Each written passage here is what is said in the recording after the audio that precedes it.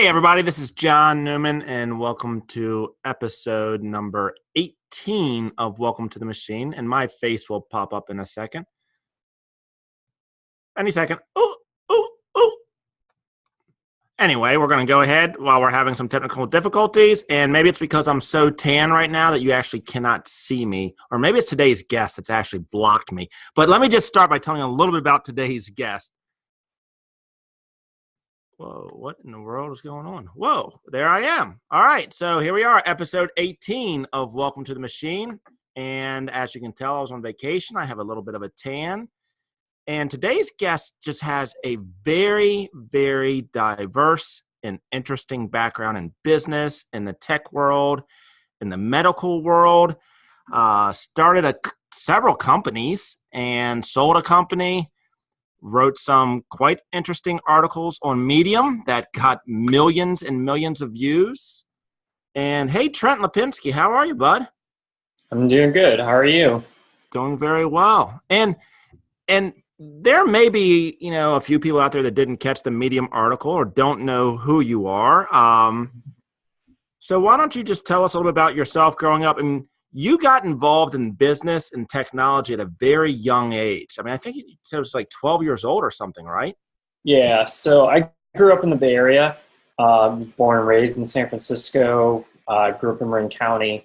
So my dad was in the music industry and used to do events with Apple. So he was bringing computers home in the late 80s when I was just a kid.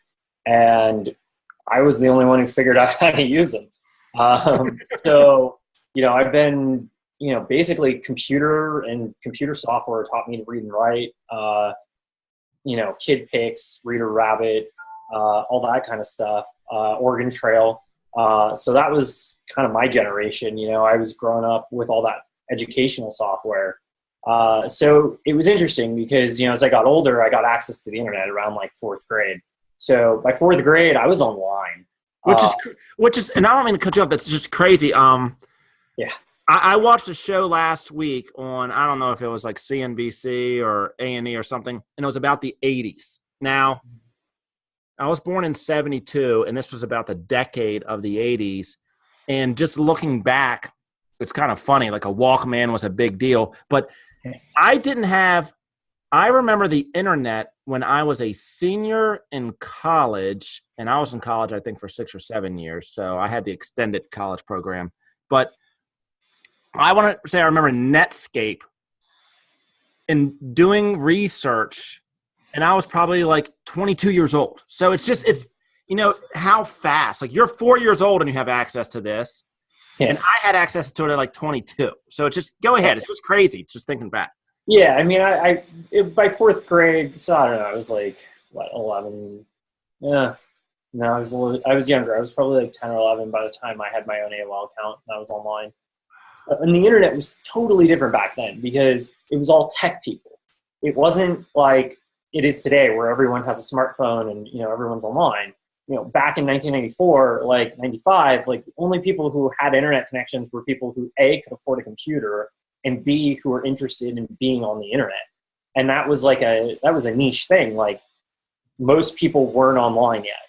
So the people that I was exposed to was either other kids like me or, people who knew a lot about computers and people who were interested in computers. So, I was, in the Mac versus PC wars and all that kind of stuff back in the day. I was, there was all those like hacker forums and all that weird stuff that just doesn't even, it exists today, but it exists on a completely different scale and it's a totally different thing. Back then it was like an like there were a lot of these alternative chat rooms. Like I remember my younger brother was almost like this secret society where, there was no web. It was like chat rooms and people communicating about it. IRC and ICQ, AOL Instant Messenger, all those old chat programs. It was weird because it was almost more social back then than it is today. Because today it's about, hitting that like button and getting that like instant dopamine rush and that instant gratification. It's not so much about, actually having a conversation with someone. So the technology today, although it's capable of doing the same things, I made some really good friends and like good connections, and was mentored by people online, and like actually, it was more of a equal. Everyone kind of had equal footing back then. Whereas now it's like everything's a game, and it's, you're trying to get as many likes as you can, or as many friends, or as many followers, or whatever it is. So it was very, the early internet was very exploratory, and it was very interesting to have access to it as a kid, because I had access to all the information I wanted. So, I would go to class and my teachers would start talking about something. I'd go home, look it up online, and then go back the next day and argue with them. Be like, well, I found this, and what you said wasn't true, and it actually happened on this date. And my teachers hated that. So, and then as I got older, it just got worse. You're a troublemaker. I was exposed to more and more knowledge, and like I knew how to research and find answers. And yeah, so I forget what they called me, like authority defiant or something. I got labeled as when I was in middle school, and it wasn't like I was doing anything wrong. It was literally that I was educating myself, and they didn't like that. Yeah. Well, so you understood how to become resourceful and find the information that was out there, and your teachers may not have understood. They didn't. Yeah, they didn't understand it. So they relied on what the textbook said that could have been dated. It could have been 3 years old, or 5 years old, or 10 years old. And you're finding current relevant information. And now when you know more than a teacher, it's a problem. Yeah, and those textbooks are not right in the first place. So even if it's 3 years old, most of it's half truth and propaganda. So, they're not, and it was interesting because I was born right on the cusp of standardized testing. So I was actually one of the first generations to get standardized tests. Wow. Tested. So, they weren't quite teaching to the test yet, because really I was like one of the first generations to start getting tested. So they didn't know what the test was yet. So they couldn't teach the test because they were experimenting on my generation basically. So like in second grade, I scored into the 98th percentile on their little standardized tests. So they were like freaking out. They were like, oh, you must be some kind of genius. But, by fourth, fifth grade, oh, I'm authority defiant.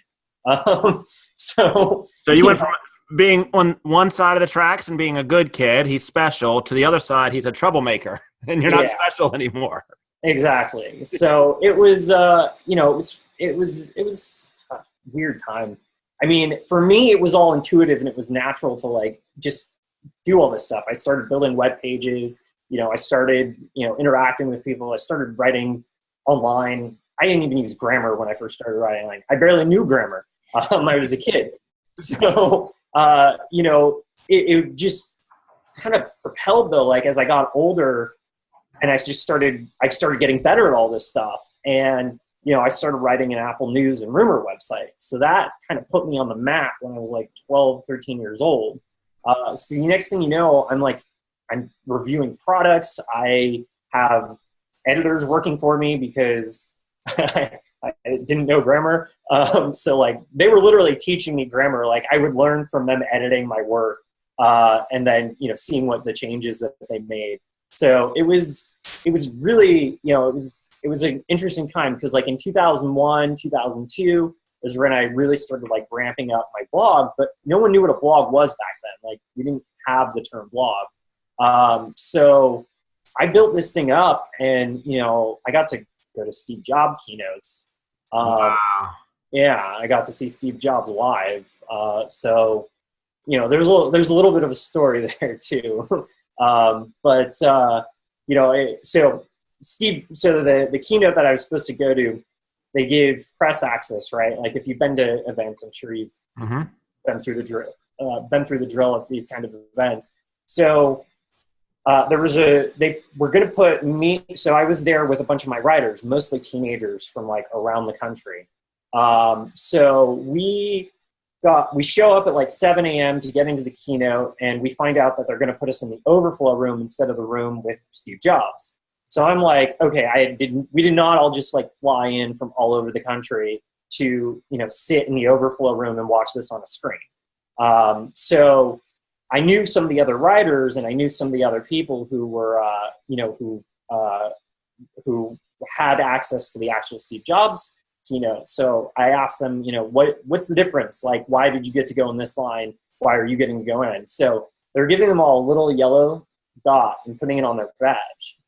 So I ran to Rite Aid. I bought yellow sticky paper and a hole punch. I made my own yellow dots, put them on my badge, put them on all my other writers' badges, and then we all split up into different groups and then walked right into a Steve Jobs keynote. So here's the troublemaker Trent coming out again. Yeah. Or we could call him the very, very resourcevol Trent, which I'd rather say resourceful.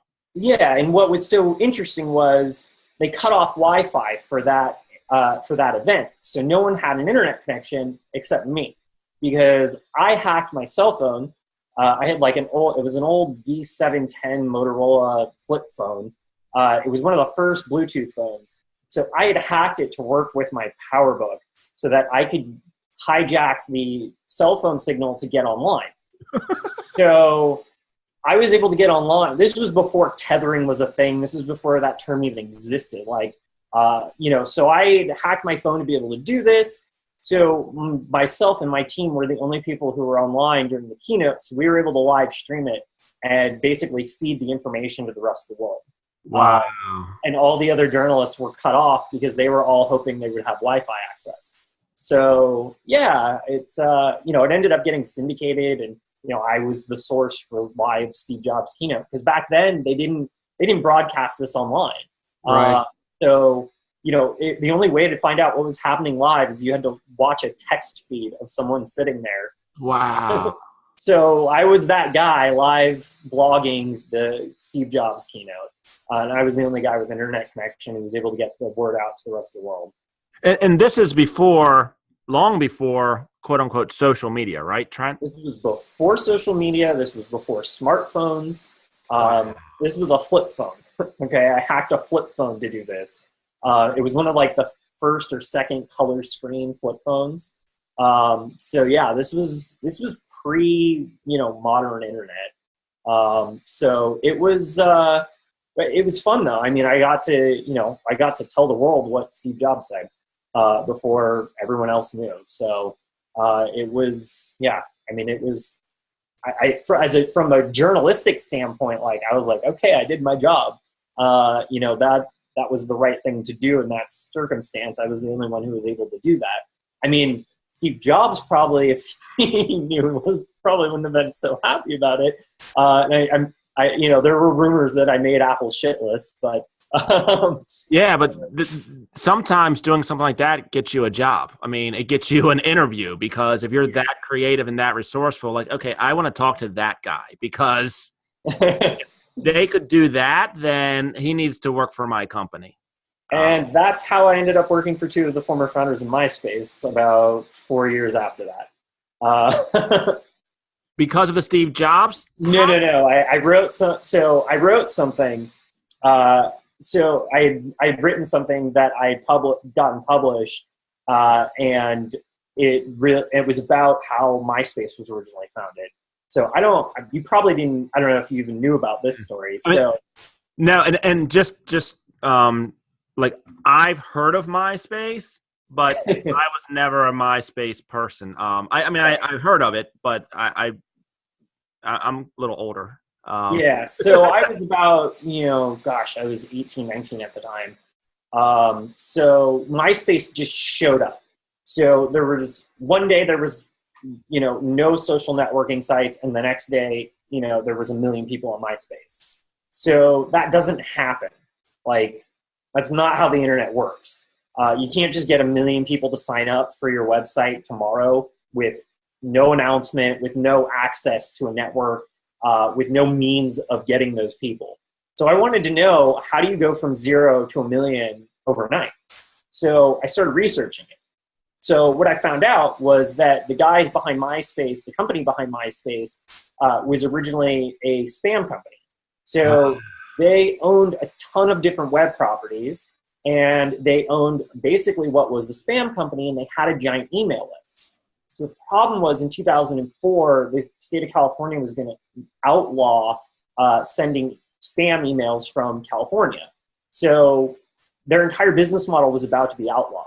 So in 2003, they were like scrambling to figure out like, okay, how do we use our network that we have now? How do we use our reach to build something where we can then legally deliver, marketing and messages and branding and that kind of thing?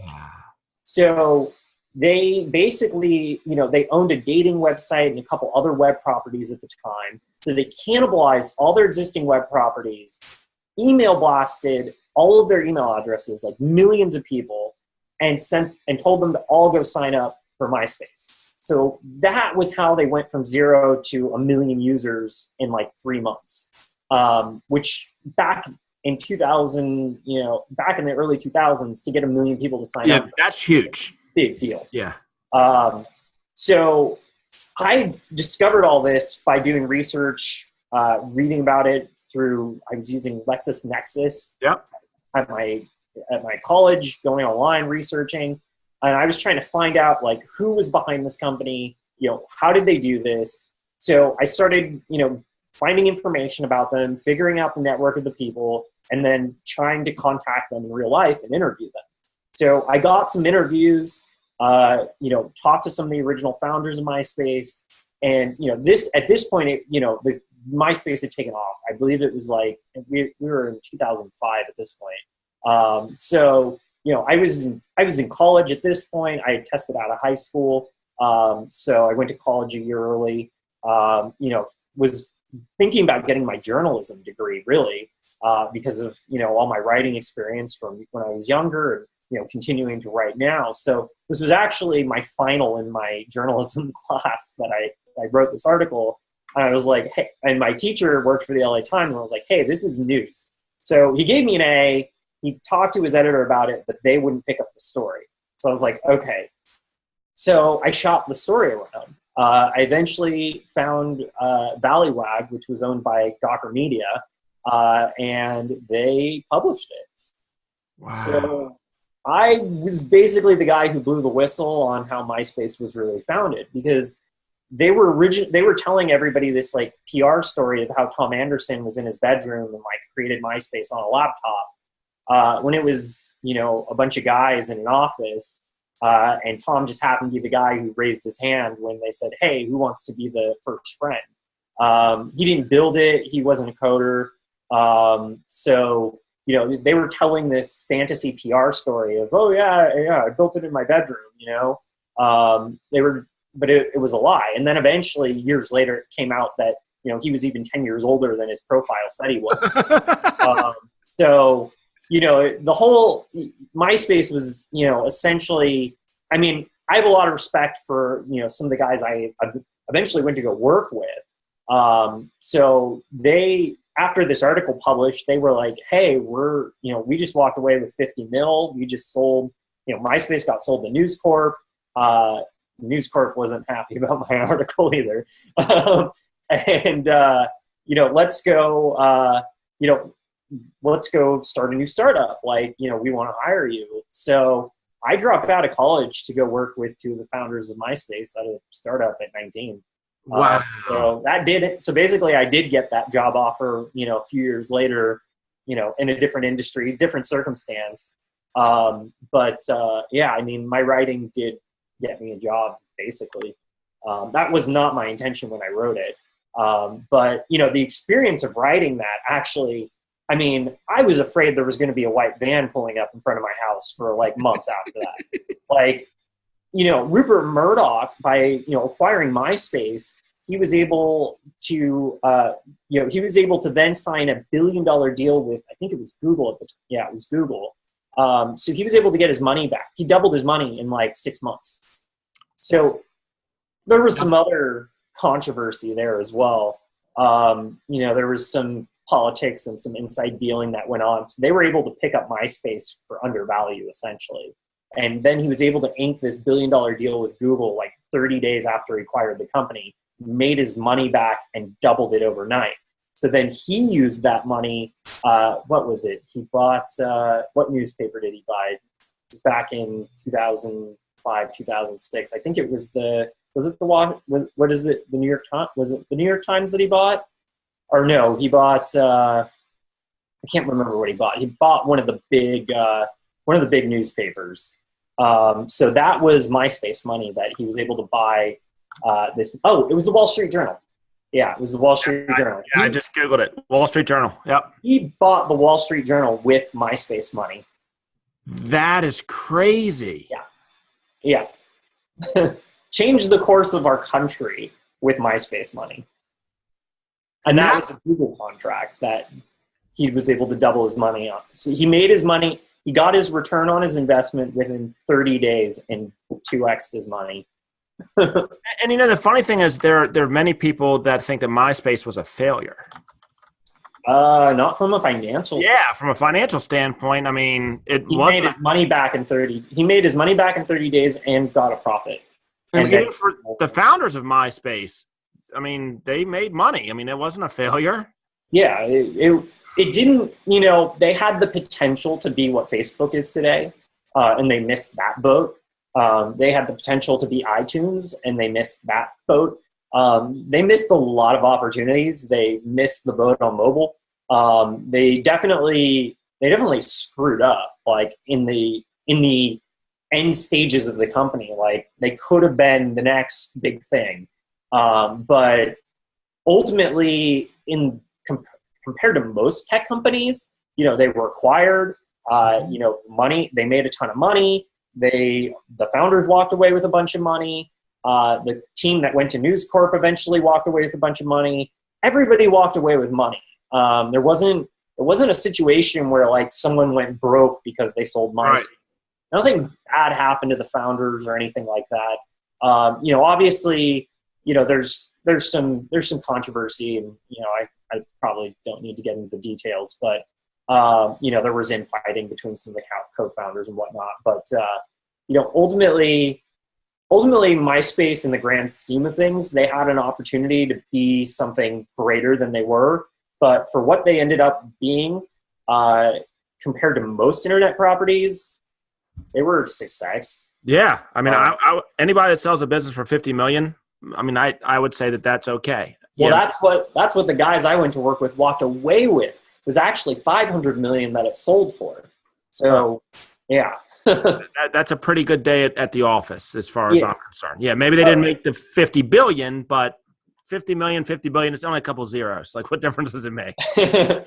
Everyone walked away rich. So, yeah, it was. I mean, that was an interesting experience, because then basically I then got to watch them over the next 2 to 3 years spend that $50 million and then fail miserably. So this is interesting. You start out with kind of like a computer tech hobby. Let's just say a hobbyist almost. Like but publishing is really you're a writer, a blogger before blogging was blogging. And if anybody out there has any questions, we're going to get into some deeper stuff, but please just throw them at us. Jeff will, serve them up for us, and Trent can knock them out. So anybody out there that's watching has any questions, just shoot away, because it's not often that you get to talk to somebody or listen to somebody that was around the early days of MySpace. I mean, we're talking like pioneering type stuff back then.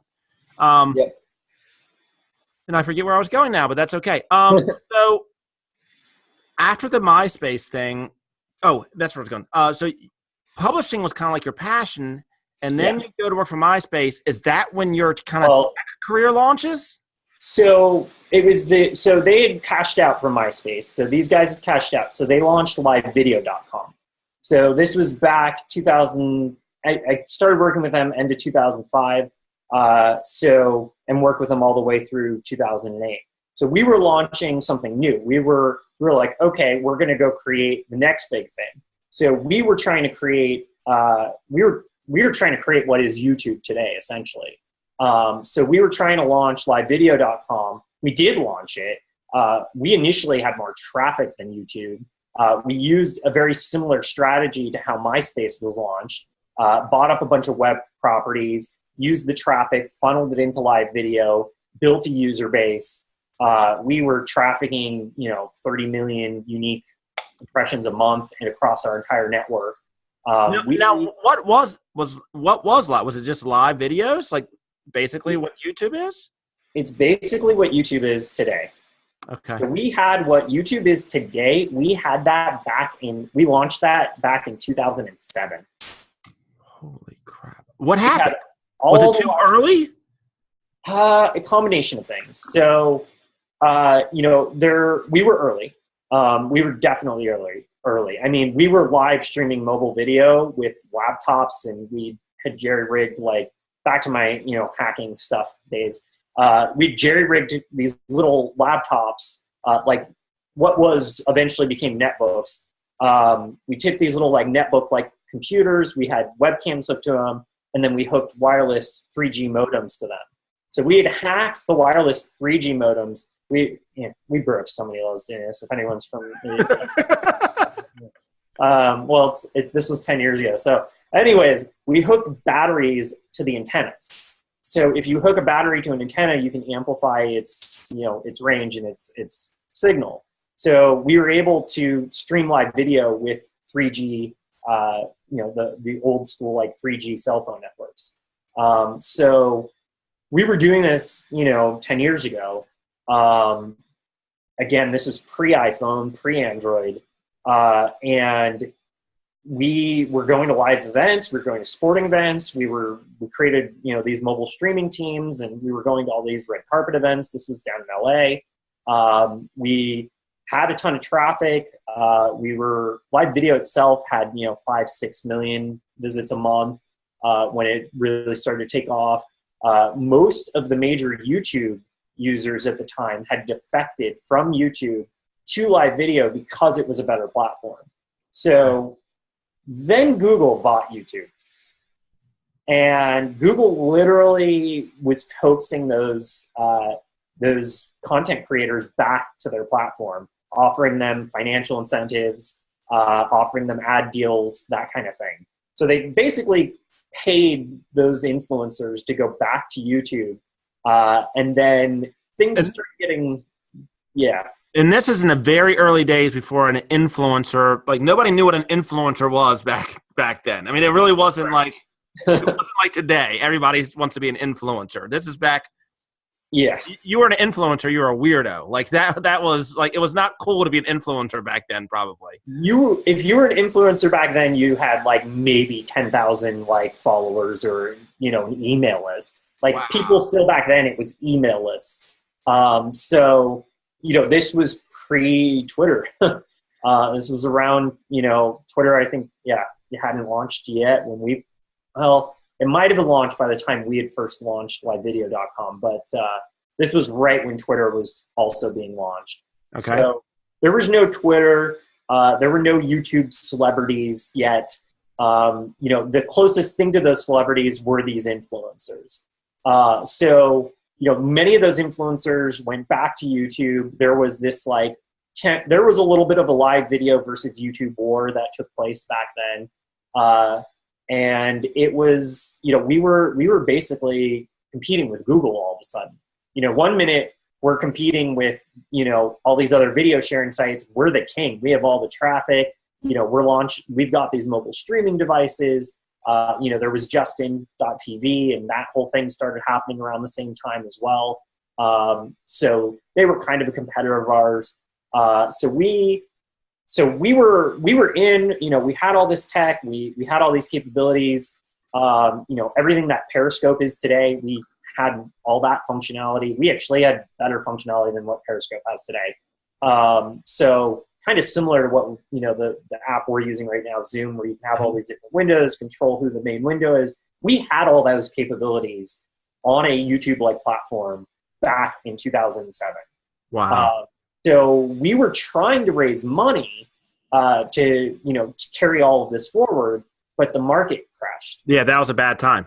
So 2008 rolled around and everything just screeched to a halt.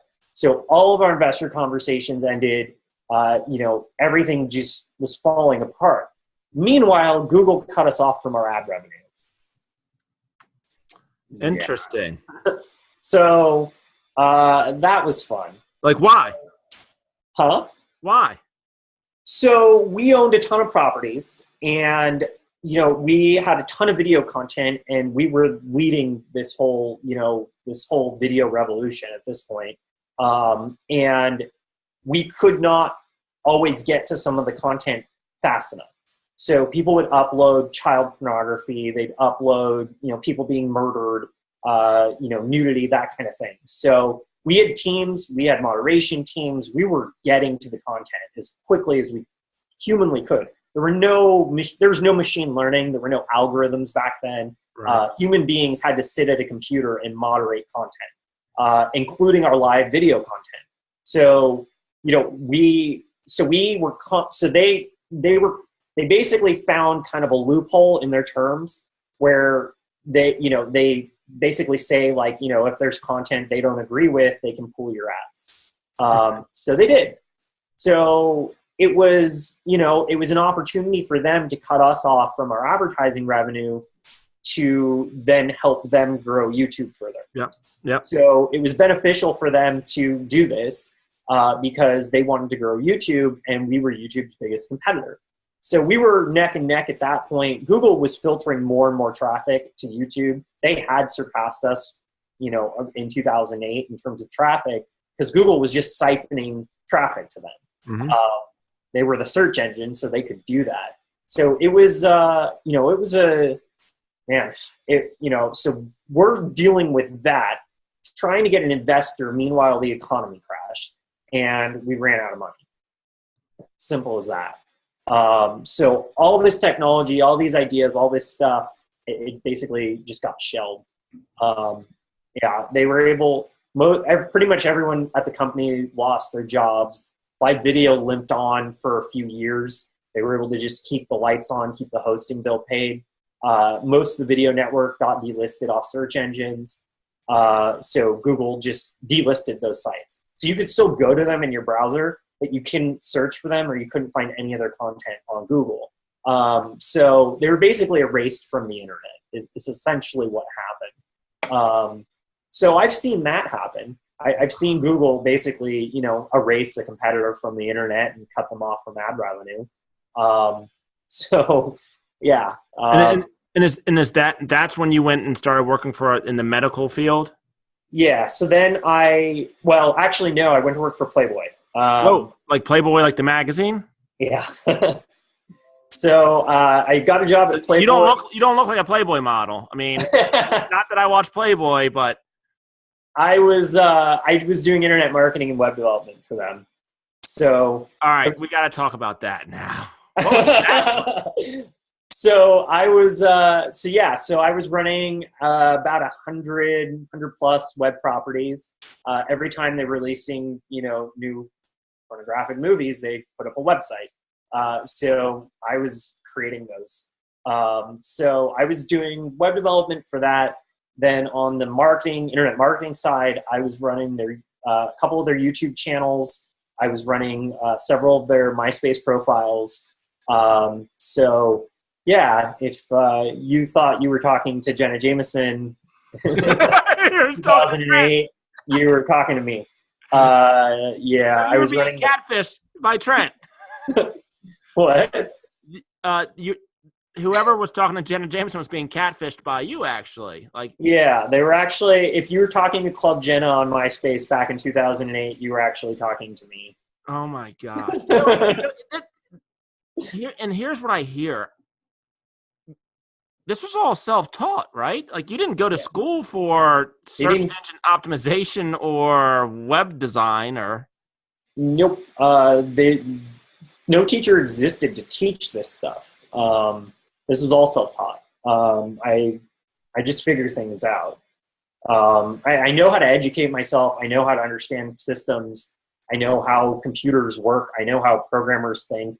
I know how to program a bit, so I know syntax and a few different programming languages. But I'm a horrible coder. Don't think I'm a programmer by any means. Like, I can fake it, but and I understand it and I can read code, but there are way better programmers in the world than me. I'm more of a tinkerer or a hacker.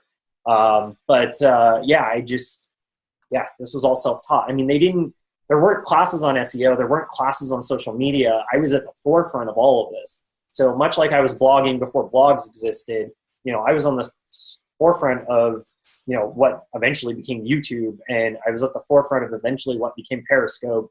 I was at the forefront of, Twitter and a lot of these other early social networks. Although I didn't know Twitter was actually going to take off. I thought that one was going to fail. I was signed up really early on, and I was like, this is stupid, and I didn't look at it again for like 3 more years.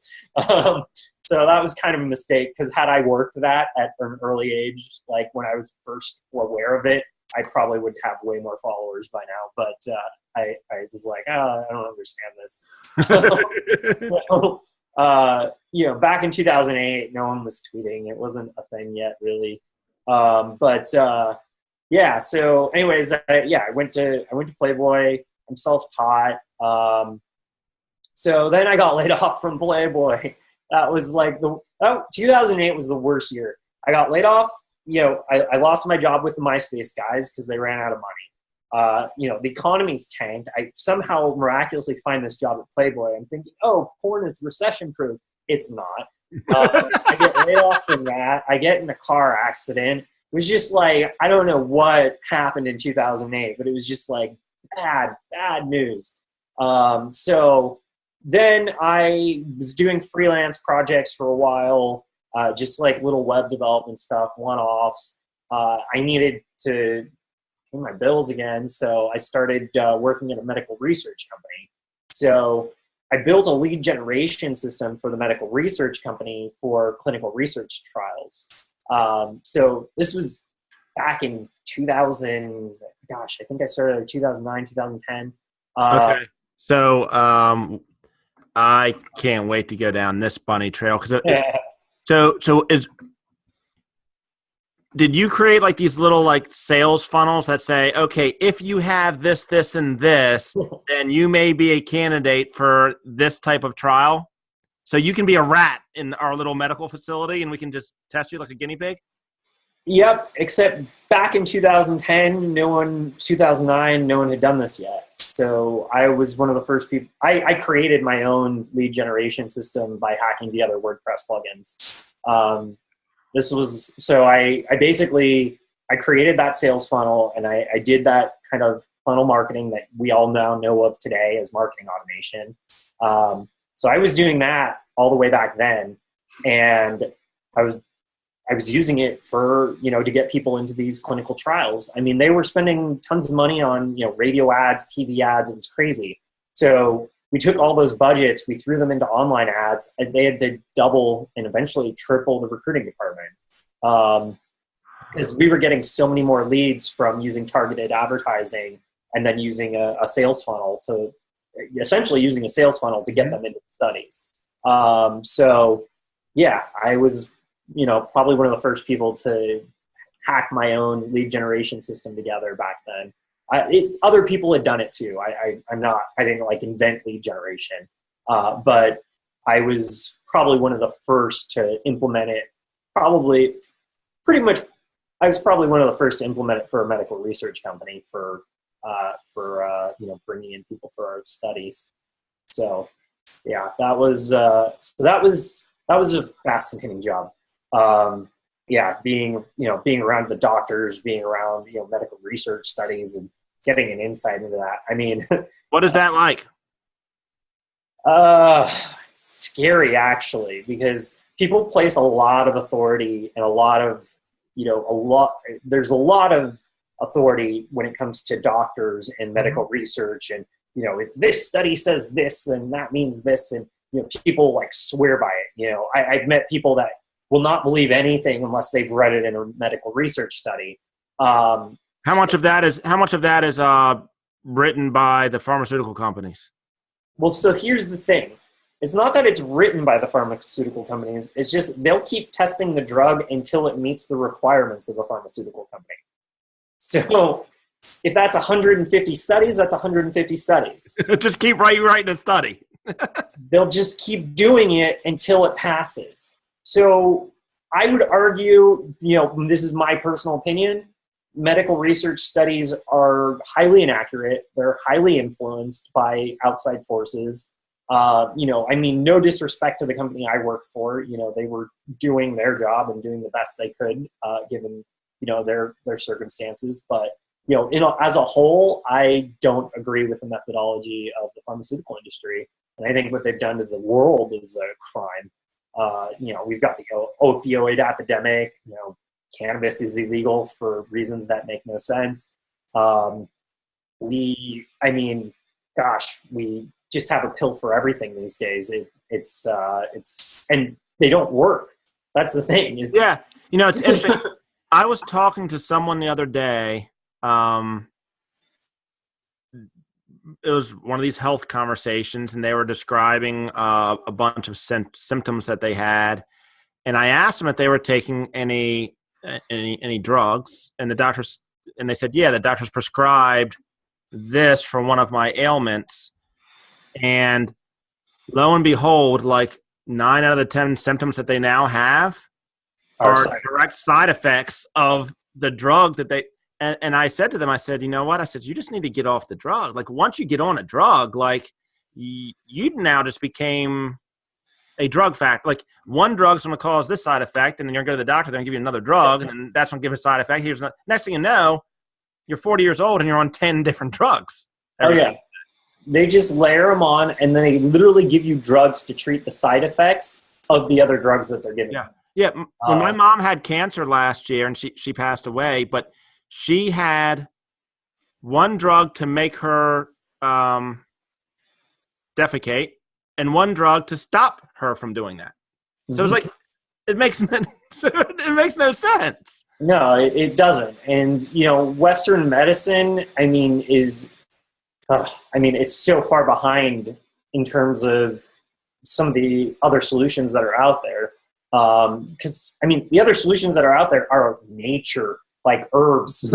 Like we've got these plants that have coexisted with us on this planet that people have been using for thousands of years to treat medical ailments, and we stopped using them in the last 100 years. Why? That stuff works. It doesn't work instantly. It's slow. You have to do it slowly over time to get the results you're looking for. But with most cases, you can treat pretty much most medical conditions with, some kind of herbal remedy, some kind of supplement, amino acids, cannabis. There's a wide range of treatments for all kinds of things. And then you've got Eastern medicine. You've got acupuncture, you've got Chinese herbs, you've got yoga, you've got meditation. There's a whole other realm of health possibilities and benefits out there that we're not using. And we just expect, take a pill, solve your problem, move on with your day. Yeah. And if it causes 10 side effects to treat one ailment, that's okay. So what I learned being in the medical research industry was that there is no such thing as side effects. There's simply what a drug does and what a drug doesn't. So you need to look at both the negatives and the positives, and it does both. You can't just ignore the negatives because it does something positive. Well, and I think the medical industry is symptomatic of a lot of our society today, in that we want a quick fix to a long-term problem, and we don't want to put in the work that it takes to get to the results that we actually want. And everything is about, give me a pill, give me this. I want to get rich quick. I want a quick business. I want to buy a program that will tell me how to make $1 million in the next 90 days. Everything is about something fast. And it's instant gratification. Yeah. Yeah. And why are we trying to find, hopefully we live a long life. So why are we looking for short-term solutions? Like, play the long game. We're being programmed. Ultimately, we are being programmed by our smartphones and our computers. It's funny because, when you use something like Facebook and you use social media, people don't really consider that these are systems designed by people with the intention of selling ad dollars and influence. So they purposely put you in echo chambers. They purposely control your reach. I've got 5,000 followers or something on Twitter. When I send a tweet, why doesn't it reach all 5,000 of my followers? Twitter decides how many of those followers see my message. I don't decide that. Why? They're my followers. They entered into an agreement to follow me. So how come every time I don't, send a tweet, how come it doesn't go to my whole network? Same thing with Facebook. You post something on Facebook, they only show it to a small percentage of your friends and family. Why? Like, if it's supposed to connect people, why would they do that? Well, it's interesting because they determine, or their algorithms are trying. It's interesting. I've been married. It'll be Chad. How long did we say it was? No, it'll be 10/9/99. So 99, 18 years in October.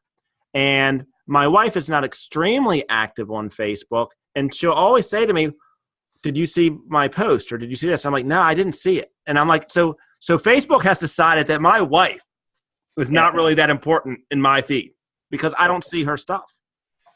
Exactly. So why? The answer why is because they're controlling us. They're programming us. They want to control our attention. They want to put content in front of you that they know you'll engage with. So they know that you're married to your wife. So they're like, okay, he talks to his wife probably in real life. Let's not show him that. Let's show him a picture of a dog that he'll hit like on and give him that dopamine rush so that he comes back tomorrow to see another cute picture. So that's what they do. So it's the entire tech industry right now is obsessed with engagement. And it's, as someone who has a user interface background and who's done, UX and UI and all that kind of stuff, it's really frustrating for me because I got into it to figure out how to make computers easier to use for normal people, not how to manipulate those people into doing shady things, or to sell them ad traffic, or to manipulate them, or to do something, potentially not against their best interests. And social media today absolutely does that. So you're like a purist. Like, I mean, and when I say a purist, you love technology for the good that it could do. And it's like everything, it's like, I say I have ADHD, and it, to me, it's a superpower. That's the way I look at it. I don't care whether they diagnose me with whatever it is, but it's a superpower. Now, the cool thing about superpowers is they can be used for good, or they can be used for evil. And that's where technology. So what you're saying is you love technology for the good that it can do, but now what you're seeing is it's going to like the dark side, and that you're not happy with. Oh, this is where we're at today. I mean, everything's censored. Everything's being controlled. It's sad. I went to an event recently, and one of the publications I've been publishing for recently, and there was someone there who was 17 who was volunteering, and she asked me, what was the internet like before algorithms? I was just like, whoa, like I never thought about it that way. Because, I definitely did grow up before there were algorithms. I saw the internet when it was actual people and there wasn't an algorithm determining what you saw. And you'd go to a forum and it was all the posts. It wasn't just what was bumped to the top, it was everything. And you had to manually sift through the content. And there was something beautiful about that because there was a human being behind each one of those posts. And even if the content was boring or didn't interest me, the opportunity presented itself, and that created new opportunities for me to find new things that I didn't know before. Whereas if I'm constantly being fed what I already know, I don't learn anything. And that's how social media functions today. They're just constantly driving the same crap you saw 2 or 3 years ago down your throat again, and they're just showing you the same things over and over and over again, so that you're wasting your time, essentially, and you can't go learn new information. I mean, even from a psychological standpoint, the average human being can manage about 7 to 12 people directly. So look at sports, for example. Sports teams are limited in size because, a team can only be a certain size before span of control. Yeah, and there's a certain span of control. Yeah. And like you look at football, for example, that's 11 guys that you're controlling. And that's one of the hardest sports because of all those moving pieces and all those different variables. So real life and business is exactly the same, whether you're managing your relationships with your wife or you're managing people at work. You can only manage a certain number of people at a time. This is why we have hierarchies. So then the average person can only manage up to 150 connections, period. That's it. So the average person can only remember enough names and enough information to maintain up to 150 like acquaintance type relationships. So the problem with things like Facebook is when you have 300 friends on Facebook, in your mind, you've mentally met your quota. So you're not trying to meet new people because you can't even manage the 300 friends you have on Facebook currently. So this manipulates everybody into thinking that they don't need more friends, that they need to maintain all these old relationships and not to seek new relationships. So people aren't seeking new relationships anymore. People aren't seeking new information anymore. It's just this game of who can get the most likes, who can get the most content, who can rise up the ranks in the algorithm. Which is different, and just to be clear. Yeah. A like is different than a relationship because I do a lot of mentoring with younger adults. And what you're saying right now, Trent, is actually very fascinating because like if you look at my circle of friends, the average age is probably like 24. I mean, it's some say it's a little bizarre, but anyway, I spend the majority of my time with millennials. And what I've found, and this has been in the last probably 3 months, more of this has been revealed to me, is relationships are almost, I don't want to say they're foreign, but true, like it's almost like, oh, well, I have a Facebook friend. But that's not a relationship. Like there's a difference. Like I was at a networking event a couple weeks ago, and someone literally like looked at me and was like, what's the point of this? And I'm like, to meet people. And they're looking at me like, well, why can't I just do this online? There's thousands of Facebook groups out there that this is already being done. I'm like, no, having a one-on-one conversation is like, you don't even know if you're talking to me online. I could be a bot. Like you just don't know if I'm real. Yeah. Like what we're doing right here, like I see your face, I see expressions. Like there's a human element to this. Whereas if I'm just DMing you back and forth, we've lost that connection. Correct. And it's about tone. You lose tone. I mean, my girlfriend and I have a rule. We don't text anything important. We don't make plans over text message. We don't like argue. We don't discuss things, anything. If it gets heated, we pick up the phone and we talk to each other because we can hear each other's voices and we're not going to misinterpret. If you misinterpret what someone says, you just ask them. If you're texting you misinterpret it, then you can't communicate that tone. You can't communicate the nonverbal cues. You can't communicate that kind of stuff. So, when I call my girlfriend and I hear she's, obviously tired, I now know, oh, she's tired. Like, I'm going to treat that situation differently because I've heard that in her voice. If I call her and she's excited, okay, I know she's excited. Right. Well, emojis can't communicate. They just can't.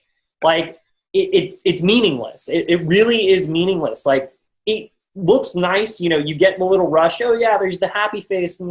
But that doesn't actually mean, how many times I've been frowning when I've sent someone a happy face? Like, it's not real. Right. Emojis fake it. Like, they're fake. Said it there, so it's a false construct that people use to communicate emotion that doesn't actually communicate emotion. So it's, you can't have those, you can't do that. You have to actually have one-on-one time. You have to sit down, talk to people. You have to get that FaceTime. I mean, the difference in connections I make at a networking event in person versus online, world of difference. Mm-hmm. I mean, I write, we haven't even gotten to this yet, but, I've been writing lately and getting in a world of trouble in politics. I've had millions of people read my work. That just gets me people writing me, death threats and stupid things and arguing with me. Like, that hasn't helped my business life. That hasn't helped me move my career forward. Those connections are shallow. They're somewhat meaningless. Have I met a couple cool people because of my writing? Yes. I mean, I would argue this moment right here is happening because of my writing. Yeah. So, there are moments where I do get real connections because of it, but they're few and far between.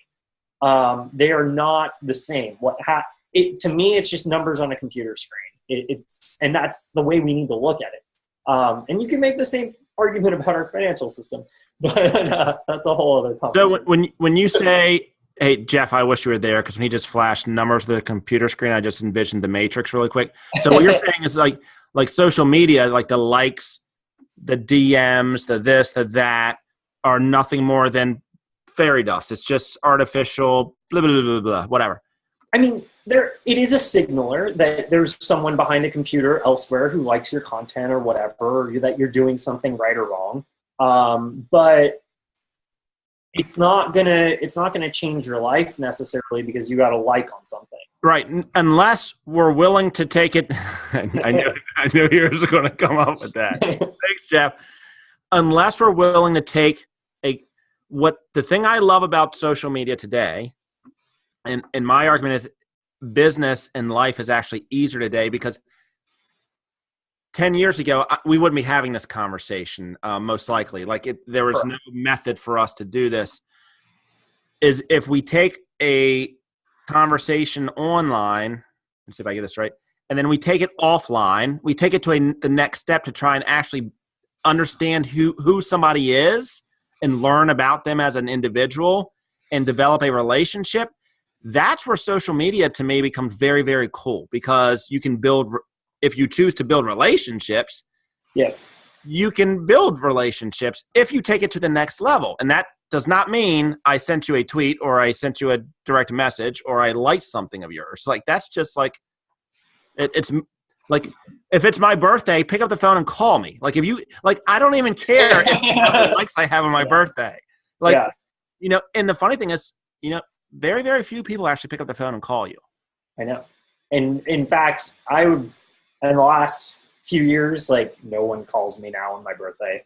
Like, I talk to my dad, like my direct parents. That's maybe it. I've got maybe an uncle who will reach out, but most people text or go on Facebook now. And it's just kind of, and honestly, the day of my birthday, I don't want to go on Facebook. The last thing I want to do is go spend 20 minutes replying to everybody who wished me, a happy birthday. The last thing I want to go do is be on the computer and work, on my birthday. Right. That doesn't sound fun. I will literally, on the day of my birthday, I just, I digital detox. I'll go reply a couple days later or something. Because I don't want to do that on my birthday.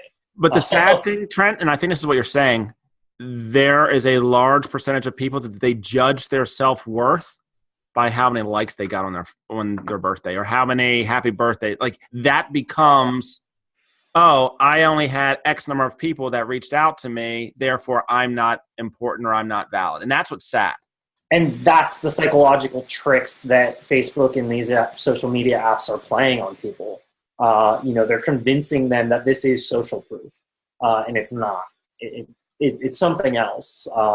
And I don't even quite know what it is right now. It's some weird combination of propaganda, your actual friends and family, and the intentions of corporations. It's very bizarre. We're not living in if you're spending all your time on Facebook, you are not living in reality. I agree with you there. 100. Matter of fact, I would go so far as to say there's a large percentage of people that probably should not be on Facebook, because if you can't distinguish between what is reality and what is not, just don't go there, because it'll just cause you a lot of pain and miserable, because everybody will have a happy life and you'll be the only one that has a normal life, because we don't put our dirty laundry on Facebook. exactly. So, and then, you said something earlier too, bots. Bots exist. Oh yeah. They are here. They are real. They exist today. And the bots that I have seen lately can pretty much put everyone out of work. Yeah. Yeah. I mean, so I got to tell this story because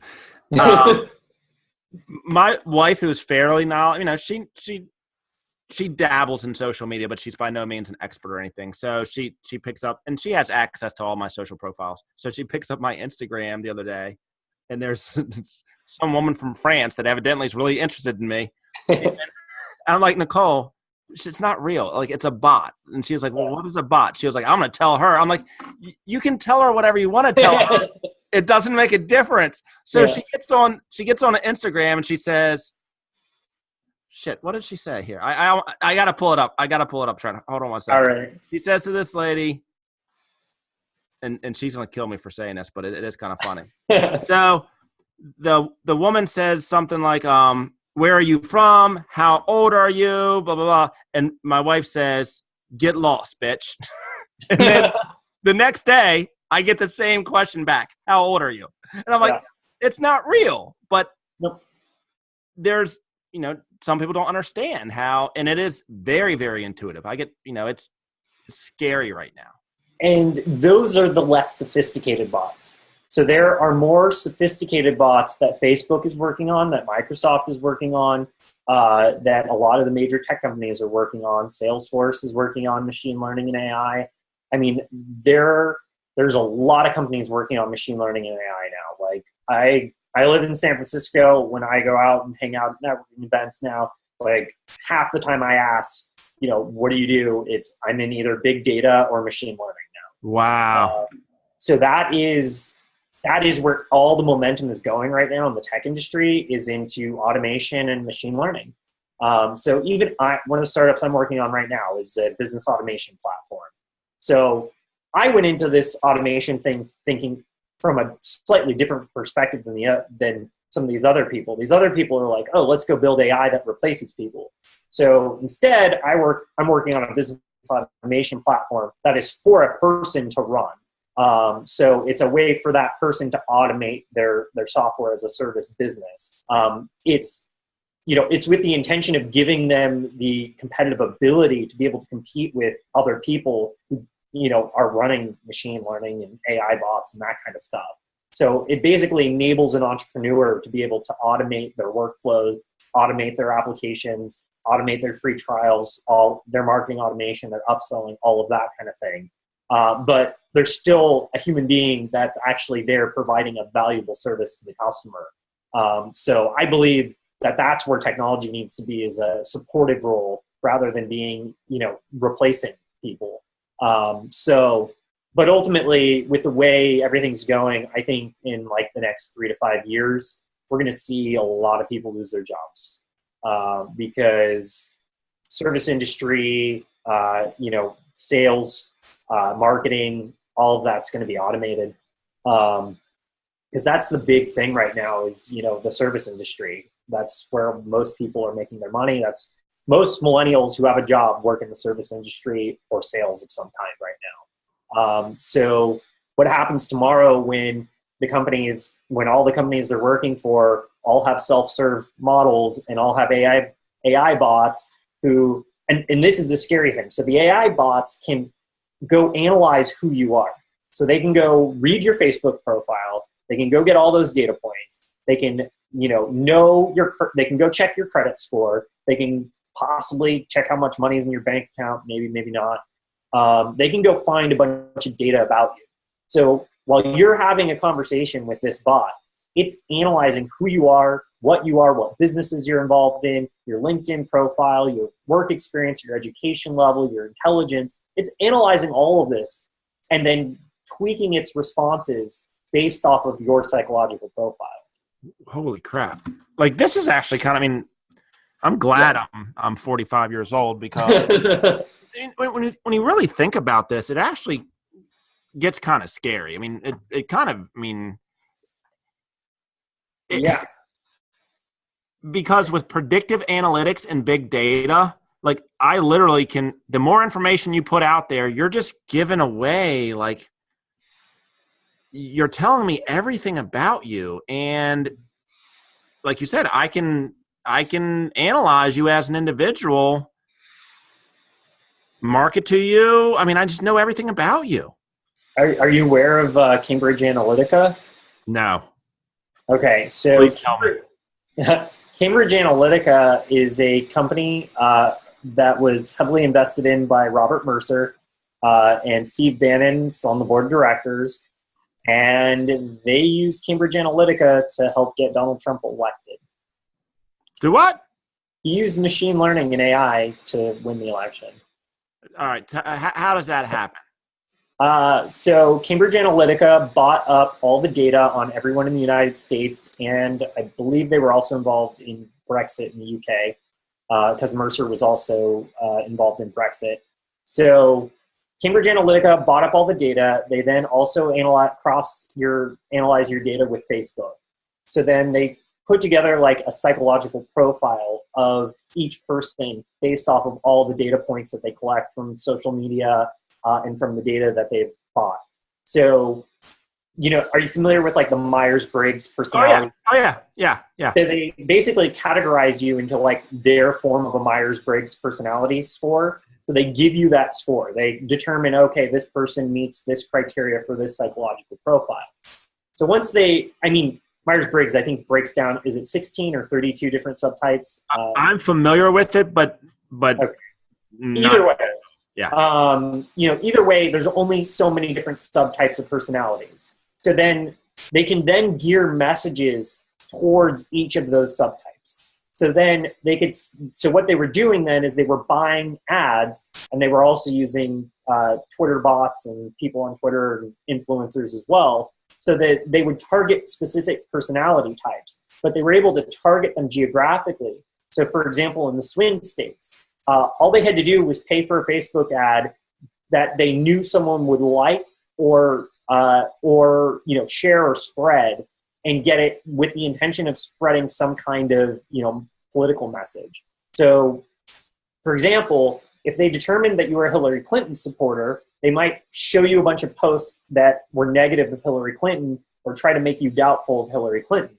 Whereas if you're a Trump supporter, you're going to see a bunch of pro-Trump stuff. Go vote, go vote, go vote. If you're a Hillary supporter, you don't need to vote. She's, it doesn't matter. Like, this election's not that important. They can target those kinds of ads at Hillary supporters. So they were basically able to do this. And they possibly even used fake news or propaganda, or whatever you want to call it, by planting fake news stories to essentially get people to believe certain things. And they were doing this on Facebook, they were doing this on social media, and they were using Cambridge Analytica and using everyone's data to be able to do this. You've probably seen the memes that were happening during the election and all that kind of stuff. That was being orchestrated by someone. It's interesting because there are going to be people that are out there that are laughing right now. They're saying, oh, no, this can't happen. But, I've dabbled enough in Facebook advertising, and yeah, it can happen very, very easily. I mean, the big data is powerful. I mean, that's why Facebook is so valuable. I mean, because they control data. That's what they are. I mean, they control all of our data. They are they're the world's largest surveillance company and data company. That's basically who and what they are. Their product is your data. Right. So, they, and here we are live on Facebook right now. Thank you, Zucks. Yeah, exactly. But, it's, a lot of people, they just see the memes on their Facebook feed and get a laugh. And laughing is one of the, humor is one of the, top ways of influencing someone's political opinion or just their opinion in general. It's a significant form of persuasion. So that's why we have, TV shows like Last Week Tonight, The Daily Show, and all that kind of thing, because they use humor. Saturday Night Live, they use humor to, to spread their message, to make fun of the politicians or whatever, and depends on if you're left, right, whatever. But, those are the intentions of of satire and humor in the political sphere is to convince you that the other guy is funny and laugh at it so that, you'll oppose them and, oh, I'm going to go join the other team or whatever. It's powerful. Memes are the equivalent of like World War II propaganda posters, except now you can spread them virally over the internet. So Steve Bannon and all those guys from Breitbart and, Mercer and all those guys at Cambridge Analytica, they knew this. And they used that to their advantage. And it probably helped Donald Trump win the swing states. And that's what won him the election. So, yeah, machine learning helped win Donald Trump the election. Then you had Hillary, who was working with Eric Schmidt from Google, and he financed a stealth startup for her, where they basically created like a CRM, basically the Salesforce of politics. So it's interesting because Hillary's camp went and, had Google and all these, engineers, whatever, go build them the CRM of politics to enable people to be able to spread messages and organize politically, and then they lost. And then Donald Trump used Cambridge Analytica and targeted advertising and memes and possibly fake news, and won. Wow. So it goes to show you how powerful and how capable machine learning and these different techniques, and by using these psychological components, you can pull this kind of stuff off. And this is what people in the tech industry are doing. They're figuring these things out to figure out how to manipulate their users to increase engagement. So yeah.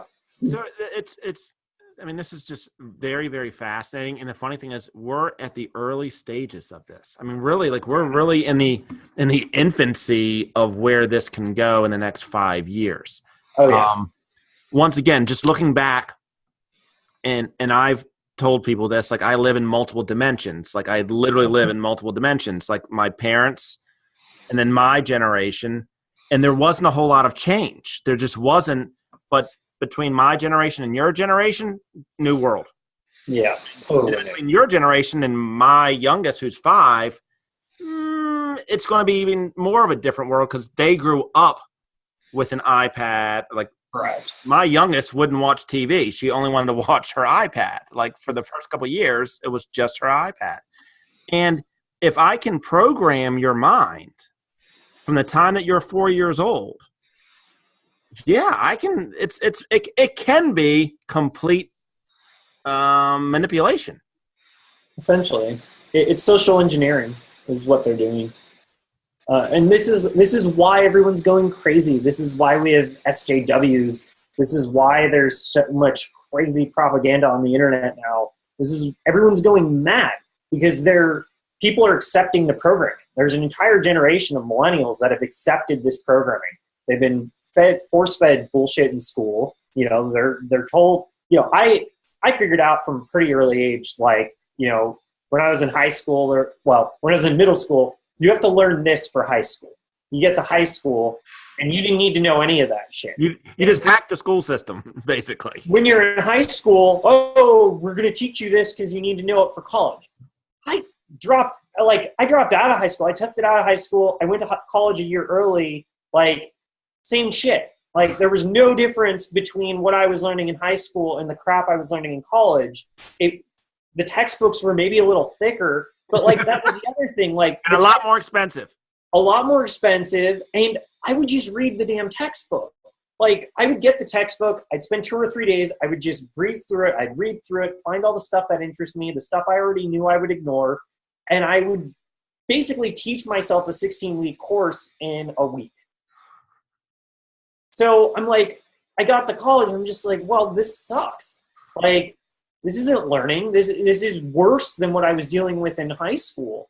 And I literally had professors that I had a lecture hall, 150 students, and the teacher knew that I knew more about a lot of the subjects they were teaching on. So he would have me answer the other students' questions.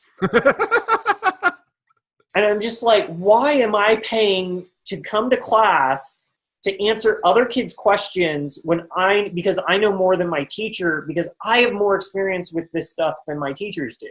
It didn't, like, I realized, like, this doesn't make sense. So, you know, at 19, when I got that job offer to go work with those MySpace guys, I did the math.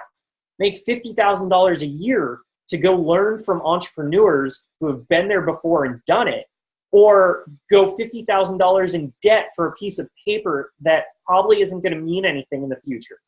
Yeah. I think I made the right call. So, and now, you know, all my friends, now when I meet people who are like super educated and have their master's degrees or PhDs, I'm going to alienate a lot of people right now. But when I meet, especially when I meet millennials that have those degrees, I'm just like, holy shit, I feel sorry for you. I know they've just wasted like 10 years of their life learning something to a degree that isn't necessary. Like, if you spend 10 years focused on one thing, you are not going to be a well-rounded person. Very true. So, you know, I respect being dedicated to wanting to know something to that level of degree. Like, I totally understand that. But that's not how our education system is set up. Our education system is set up, well, you just focus on this one thing, you learn this one thing, you get really good at this one thing, and ignore everything else. And it's like, most of these people don't even know how to eat well. Like, they can't take care of themselves. Like, they're, you know, they didn't learn basic skills. So true. Because they were focused on one thing their whole life. So, you know, I've never focused on anything other than life. Like, life is the thing that I focus on. And I know that, you know, change is inevitable. That's the one thing that we can count on, is everything's going to just keep changing. So, you know, I go where the wind blows, man. Like, with new things interest me, I go there. If, you know, if there's something I want to learn, I go study it. You know, I got a stack of books that I'm reading through right now. You know, there's so much knowledge out there these days, and on so many different things. And I study so many different topics because I want to know as much as I can about everything. It's not just wanting to know one thing and focusing on that one thing. That doesn't serve anyone. So, and there's a post on Facebook yesterday, and someone asked, is the internet making smart people smarter and stupid people more stupid? And I thought it was actually a very interesting question. But my response was, for people that understand how to become resourceful, like, the internet is like, it's like game over for them. Everything becomes easier if you are resourceful. Now, if you are not resourceful, you cannot self-discover and seek out information, then yeah, you're in trouble right now, because You're in big trouble. If you're relying solely on what someone else is teaching you, you are in a world of hurt, because people are going to pass you by. I mean, absolutely. And what happens is people get stuck, and that's what these companies want. They want you stuck. Facebook wants you stuck. They want you anticipating those Facebook, you know, birthday requests on your birthday. They want you seeking that constant, you know, self-qualification and the social proof. They want you to do all of that because they want you to keep using their software, because they want to keep pushing messages and advertising at you. It's that simple. You know, and here's the other thing that I found, and this has just happened, I think, in the last couple of weeks. Facebook understands now this need for community, and now they're putting all of this effort into making us all feel like we're all part of some little group. Like, oh, yeah. Is this like everything's now going to this whole group dynamic so that we can actually feel like we're part of a tribe, but we're really not. No, it's just another tweak in their manipulation scheme. Hey, we have a question, and this is from Jeff. So Jeff says, we are living in one of the craziest times, and it seems like you've seen and lived through a lot growing up in this area. What do you think is most important in regards to change? What do you think is most important in regards to change the trajectory in our lives and start to better ourselves and others? So let me try and paraphrase this. We're living in crazy times, and you've lived through a whole lot. What do you think is the most important thing if you want to change the trajectory of your life and better yourself or lives of others? So what are you seeing happening going forward that can really help people or help yourself? Yeah. So there's been a couple things that have really, really helped me. Meditation was a big one. Ultimately in this world where, you're constantly in front of a screen, whether it's your smartphone, your computer, or your TV, or you're at work or whatever, we're just constantly being bombarded with information. So our brains are just constantly in this state of flux where we're just constantly, we're basically being overloaded. So learning how to pause and stop and turn that off, even if it's just for 20 minutes a day, that has been really profoundly healing for me, is giving my brain and my body the space and time to process actually what's happening. Because in real time, like while we're having this conversation right now, like I am not thinking about the moment. I'm not thinking about my body. All my brain power is going to, speech, right. And I'm talking and thinking, and that's where all my energy is right now. So I'm not relaxed in this moment. Like, I'm talking, I'm thinking, I'm using energy.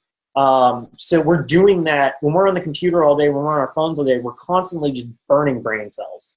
And learning to stop, turn all of that off, take time to just process. It's amazing when you actually just pay attention to like what's happening in your body and what's happening in your own thoughts, and how quickly your thoughts are coming at you, and what's happening there. Meditation, like for me, has kind of opened up the door for figuring out what else is out there, what other possibilities, what am I not looking at, being able to identify how I'm being manipulated online, how the crap in the news is fake, and all that stuff. You can only understand that stuff in retrospect. You can't realize it in the moment. You realize it afterwards when you think about what just happened.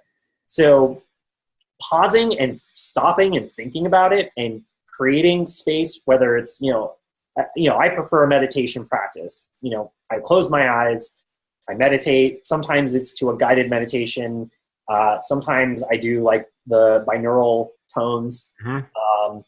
Sometimes I don't have those things available, or I don't want those things, and I just listen to whatever's out there. That's a car driving by, a bus driving by, or whatever. I'm in a city, things happen all the time. Accepting that that's going to happen, just kind of coming to terms with it. And then, within my meditation practice, the thing that really helped me, and I think would also help a lot of millennials, is determining the difference between thinking and feeling. So, like, a lot of what happens with social media is it's all about feeling. So it's how I feel right now. The emoticons we're using are all about feeling. Everything is based on how you feel. Well, there's a difference between thinking about something and like actually being cognitively aware of it and feeling it. Those are two different things. Feelings, emotions, and thinking are separate. So I've learned by, practicing meditation how to kind of separate those two things and realize how I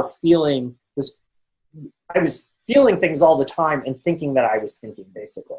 That was creating a lot of anxiety for me, honestly.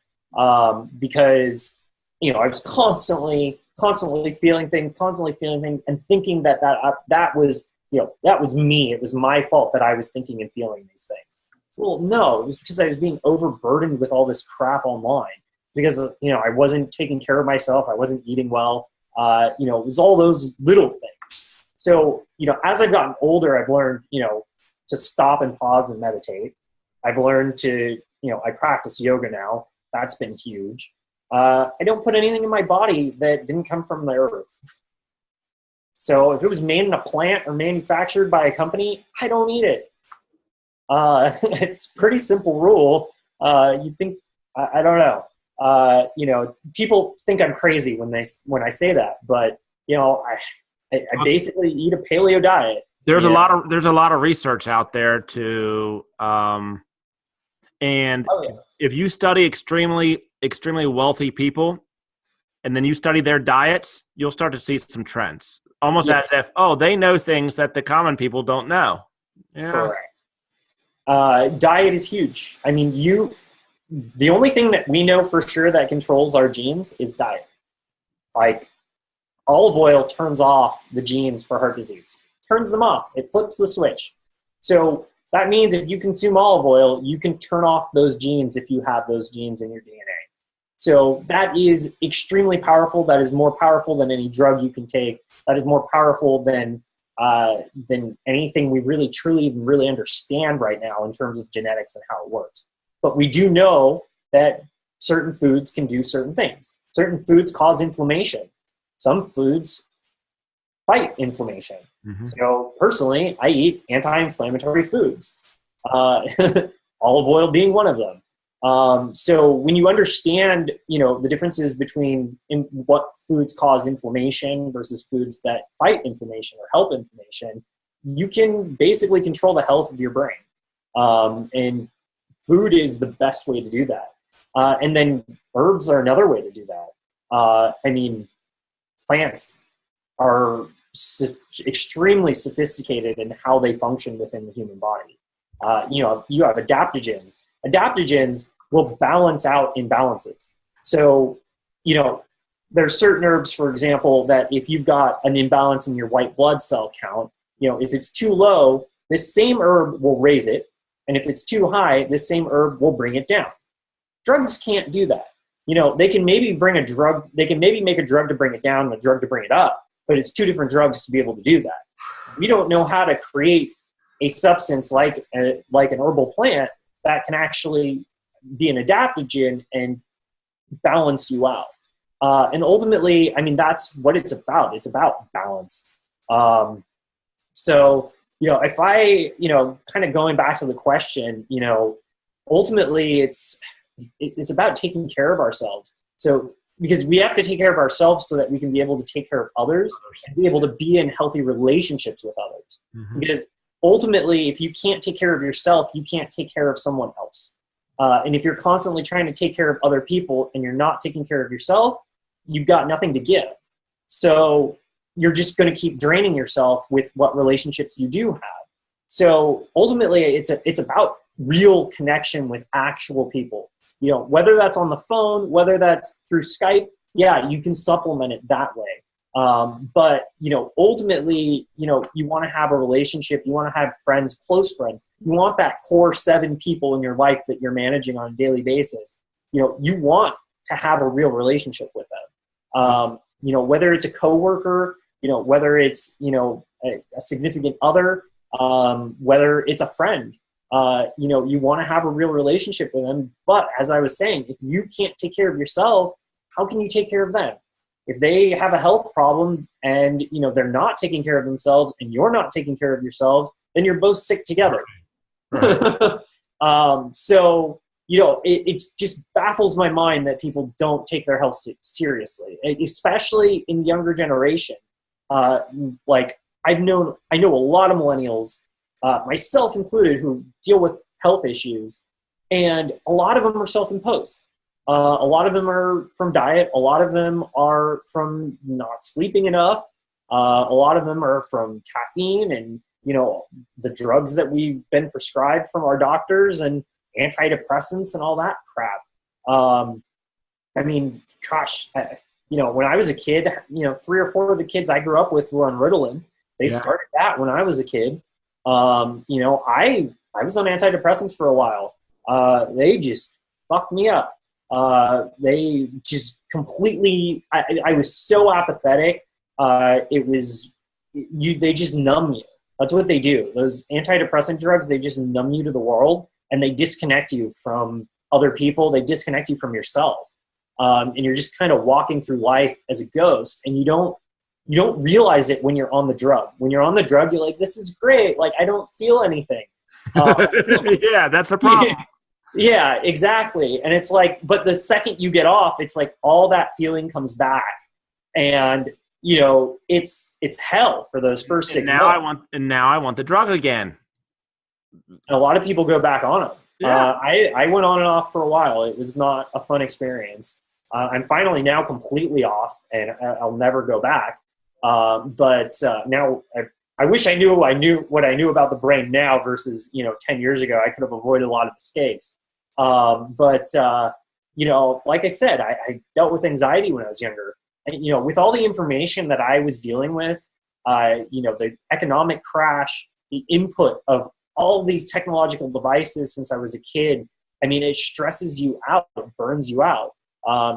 You crash. Yeah, and it's fascinating because I've seen, and this is just from my experience, I've seen more young people have almost like quasi nervous breakdowns before they reach the age of 25. And I'm like, man, I didn't have my first panic attack until I was like, I think I was 35. I've seen more and more young people go through these like almost like quarter life crises where it's like they just break down. And I don't remember that growing up when I was 20, 23, 24, 25. Like, I don't remember my friends having nervous breakdowns at that age. So I've studied this because I don't think that happened to your generation. And one of the reasons it didn't happen to your generation is because your generation didn't go through a war. So your grandparents' generation, they did go through this. They were having panic attacks in their 20s because they went through World War II.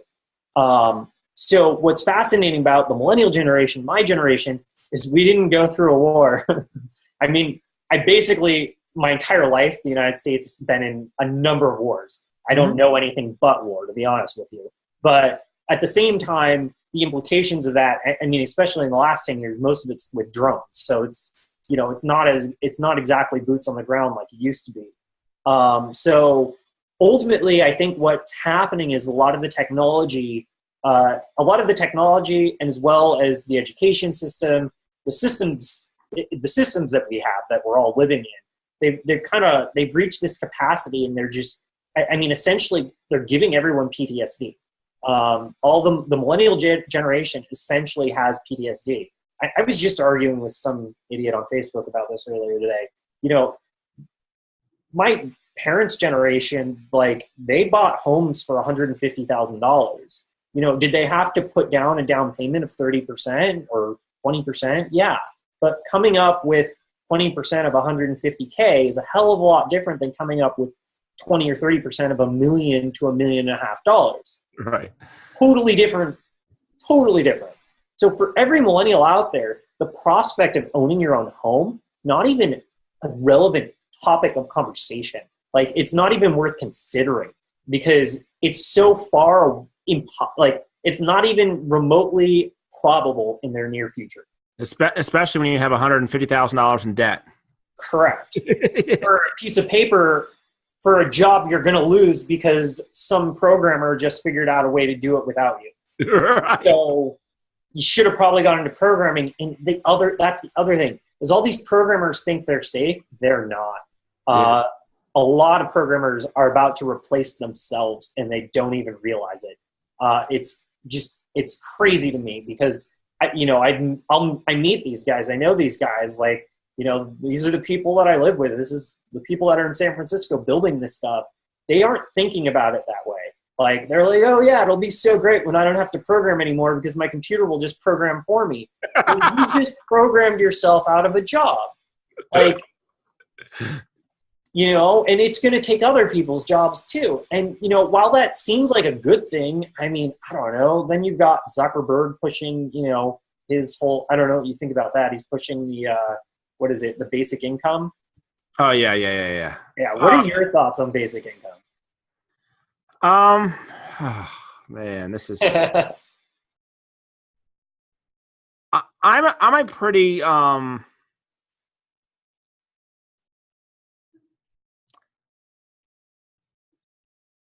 the world is meant to work a certain way. And this is just John's belief. This might not get me a lot of friends out there, but whatever. It is a dog-eat-dog world. It is survival of the fittest, and the strong are meant to survive and the weak are not. That's kind of John's viewpoint. I know that sounds harsh, but I don't believe in it myself. There's always a way to make a dollar. This is what I know. My son was able to make $600 last year in a summer. not working that hard, by going around the house, going around my office and saying, what can I sell on eBay? And he's 12. Yeah. There are so many ways right now to earn a wage. If we're willing to put in the effort and willing to put in the work, some will, some won't. And unfortunately, I just think that's the way it should be. It's not that I'm like a capitalist or whatever. It's just that I just believe that there's a natural balance to the world, and it's supposed to be that way. Yeah. No, I actually agree with you. I thought about basic income, and like the first time I thought about it, it was like, cool, an allowance. So like 5 years ago, I was like, yes, I'd love an allowance. But then I remember like when I had an allowance and I really thought about it, I was like, that sucked when my dad was like, hey, if you don't do this, you're not getting your allowance this week. So what? I think it's another method of controlling people, to tell you the truth. I really believe it's a method of controlling people. That's what I'm afraid of, is like this government that can't even figure out healthcare. Yeah. You're telling me that they're going to figure out who gets basic income? Which is funny because literally about 20 minutes before we got on the air here, I said something about my health. A major medical facility in our area is no longer taking our health care plan, basically. Mm-hmm. And I mentioned that, and they said, I can't imagine what you pay in health care costs. And I said, well, my health care costs, because I have 3 kids, are probably more than the average American makes in a year. Like that's what because I'm self-employed, I probably pay more in healthcare costs than the average American makes. And it's at some point, it's like, okay, maybe it's actually cheaper to be broke. Like sometimes working may not be the right answer. Yeah. And I think when you go to the fact where you try and manipulate and say, okay, well, everybody's going to get a certain amount of money, it just kind of upsets the balance of the world. I don't know how else to say it. It's not natural. It's not natural. Yeah. Yeah. It doesn't, yeah. I mean, obviously I don't agree with everything that our financial system is today. I think it's very, very flawed. But, and I don't think it represents a natural system, but at least it's along the core lines of the laws of the universe. Even if it's a deviation of that, it at least was originally based on that. Whereas with basic income, if everybody has money, I mean, it's just going to completely disrupt how the financial system works, because you'll have inflation. The actual value of the dollar will not mean anything, because if everybody has money, then all of a sudden no one has money. And it's like healthcare. I mean, and people ask me, like, what do you think about like free healthcare? I just don't think it works, because what will happen is the best doctors will figure out a way to create this little secret society. And the only way that you can get the best doctors is if you pay for it. And if you look at the medical system for our VA hospitals, they're horrible. Yeah. That's what free healthcare looks like. I mean, it's terrible. So I don't know what the answer is. They got to get the subsidies out of healthcare industry. That's the issue. Is the artificial. If healthcare was an actual free market, it would be a completely different. Yes. So there would actually be competition. Right now, there's no competition, and they can say a bag of saline is worth $700. Right. Well, you go to any other country in the world, and that bag of saline is $7, and that's because of how the insurance companies are set up. So we need to tear that down and replace it with a real model that works. And if enough people wake up. And when I say wake up, like get out of the matrix, get out of the programming box that everyone's trying to put you in, then I think we'll start to see these changes. But if people don't wake up, then don't complain, don't bitch about your life if you're not willing to do something to change it. Yeah. And if you're just consuming information that you deem to be true and aren't putting in the work to try and actually learn shit, then you should be fucked up. I mean, you should be screwed then. That's the way that I look at it. I mean, that's essentially what they're doing, is they're trying to mess people up. If the education system, for example, like actually wanted to do what it was intended to do, educate people. They teach you how to pay your taxes. They don't even teach you how to pay your taxes in school. You think they teach you that one thing. We didn't get into it, but, I ran a company for 5 years and sold it. I bootstrapped it to $1 million. That was a pain in the ass. That was horrible. Dealing with the insurance, dealing with the banks, dealing with the IRS, dealing with all the filings and all the regulatory bullshit. That was awful. Like, I'm in California, so it's double what it is in other states. Literally, the cost is double. And they just harass you. I used to call them the vultures. It's like, as soon as the system figures out you have money, like, it just starts circling. And it's every, you get, my phone would just blow up with sales calls, and, it's awful. And I don't know why it needs to be this complicated.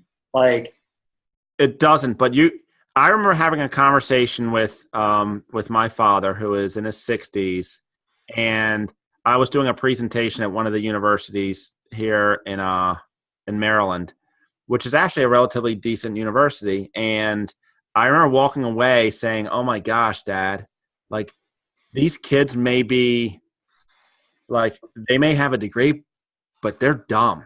Like, they just don't understand how the world, like, basic things, like how to open a checking account, how to, like, just basic things of the world, but they have degrees." And I'm like, what's wrong? Like, what are you all being taught in school? Yeah, it's bad. And now it's, what's happening in college campuses is insane. I don't know if you've been following all the stuff that's happening with safe spaces and trigger warnings and all that nonsense. It's literally anti-intellectualism. That's what's happening in our college campuses. But it's almost as if that's, and this might sound like a conspiracy, if that's part of the plan, like it's to, like, dumb down the people enough so that they don't have. My dad, I'll never forget this. I have my youngest sister. She was coming up to my house and her navigation system broke, and she ended up in a different state, like literally my dad fit. My dad's a believer, like, you should always have a map in your car. And my sister's like, what the hell is a map? Yeah. But his point was, if you rely on this to control your life, you no longer know how to think for yourself. Yeah. And what happens if your navigation system tells you to go through the worst section of town because you didn't pay attention to the signs, you didn't pay attention to, like, as you're driving, you're no longer paying attention to, and I think that's right what you're saying, you're not experiencing life. Correct. Because now when people are riding down the road, I might be driving, and I'm still might be doing this while I'm driving, but the passenger almost always is doing this. We're not having a conversation usually. They're not paying attention to, we were in the Florida Keys a couple weeks ago with my kids, and the Florida Keys, growing up, I thought it was cool to just take drives and look at scenery. So we took one day and we took like a 2-hour drive, and my kids were really frustrated because we had no internet signal. And I'm like, look outside. Like, you're in the Florida Keys. And they're like, why would I want to do that? Like, why would I want to experience life when I have this thing right here? Yeah. But that's what's happening. We're being dumbed down by devices, and we're not living life. We're not experiencing relationships. We're not experiencing nature. We're not experiencing feelings and emotions. And that's what's but the people that understand how to build relationships, there's a ton of opportunity for those people. No, I agree. It's becoming a lost art, though.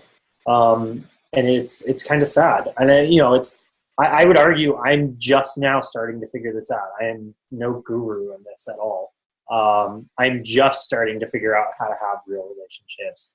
And it's because I couldn't, the technology was preventing me from doing that. And I say this as a tech executive who's grown up on computers. Like, technology. I mean, it's interesting. That sold a company for a little bit of money. I mean, yeah. like we're not talking, like, just to be clear, who's watching this, like, we haven't talked a lot about this, but Trent wasn't just a hacker. He actually sold a business too. So it's coming from someone that has been on all avenues of this. And what you just said is interesting. How old are you, Trent, by the way? I'm 30. And you're saying you're just now understanding how to build relations. Like, that's weird. Yeah. Like, Yeah. It is weird. But it's taken, you know, and part of it is because it was also my peers. You know, they weren't ready to build relationships. So when I was 20, for example, trying to build a relationship with another 20-year-old was impossible because no one taught me how to build a relationship and no one taught any of the other 20-year-olds how to build relationships. So this is real. Like when I said earlier, like, yeah, it was foreign to me that these young people that I'm associating with don't understand like networking and building relationships. Like, this isn't John's opinion. You're admitting to this. I've had to read books on how to do this. Holy crap. Because no one taught me. Like, you know, I saw my parents doing it when I was a kid, but I didn't understand the importance of it. You know, because my dad was in the music industry, so that's a very relationship-based business. So, you know, I saw all the kinds of relationships he had with people, but I had no idea how to replicate that myself. You know, so I had him to watch from, but you know, it's not like he ever sat me down and said, here's how you have relationships with people. No one ever did that. Just like no one ever sat me down and taught me how to meditate. No one sat me down and like said, hey, maybe you shouldn't look at a computer screen for 16 hours a day. You know, people just don't do that kind of stuff. So, you know, I honestly, holy crap. Like, Trent, we should start a business that literally is like, hey, here's how you build relationships with people. It'll be like a whole big self-support group, like Weight Watchers. It's like build relationship watchers or something.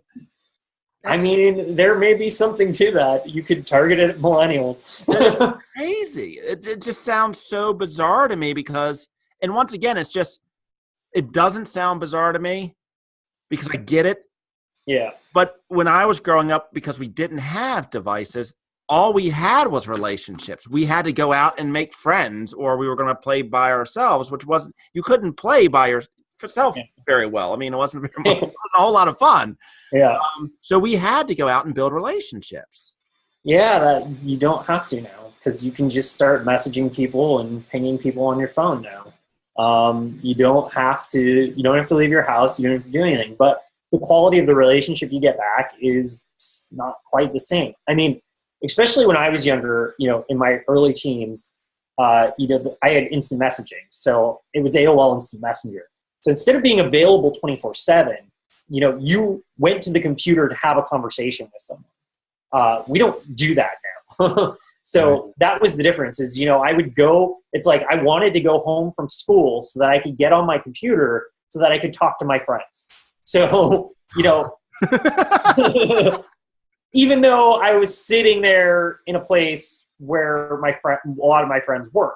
So we would literally go to our individual homes to talk to each other on the computer.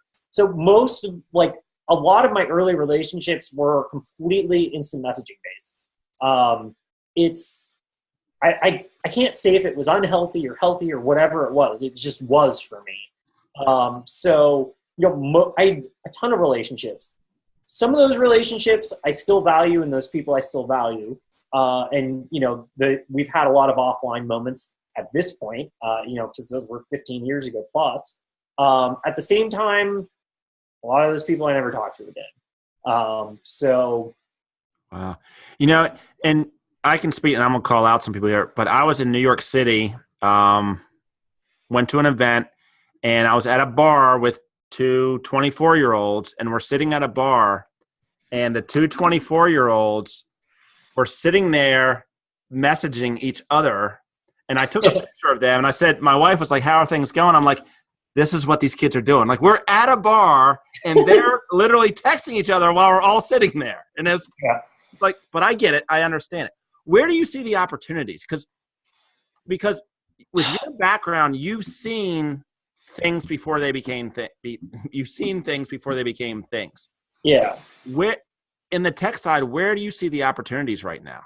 Cryptocurrencies. Really? Yeah. Cryptocurrency. So the reason that I see cryptocurrency as one of those potential opportunities is because of decentralization. So almost everything we've been talking about, for the last hour or so plus, has been about, we've been talking about centralized systems. So, systems that have a focal point, and this point is, dictating for everyone down below it, how things are going, how the system works, how the hierarchy flows. So with a decentralized system, you have a node here, a node here, a node here, a node here, a node here, and they all have to talk to each other. So, and they have to create a network, and those networks have to communicate with each other, and one node doesn't have more value over the other nodes. And if one node goes down, you can replace it with another one.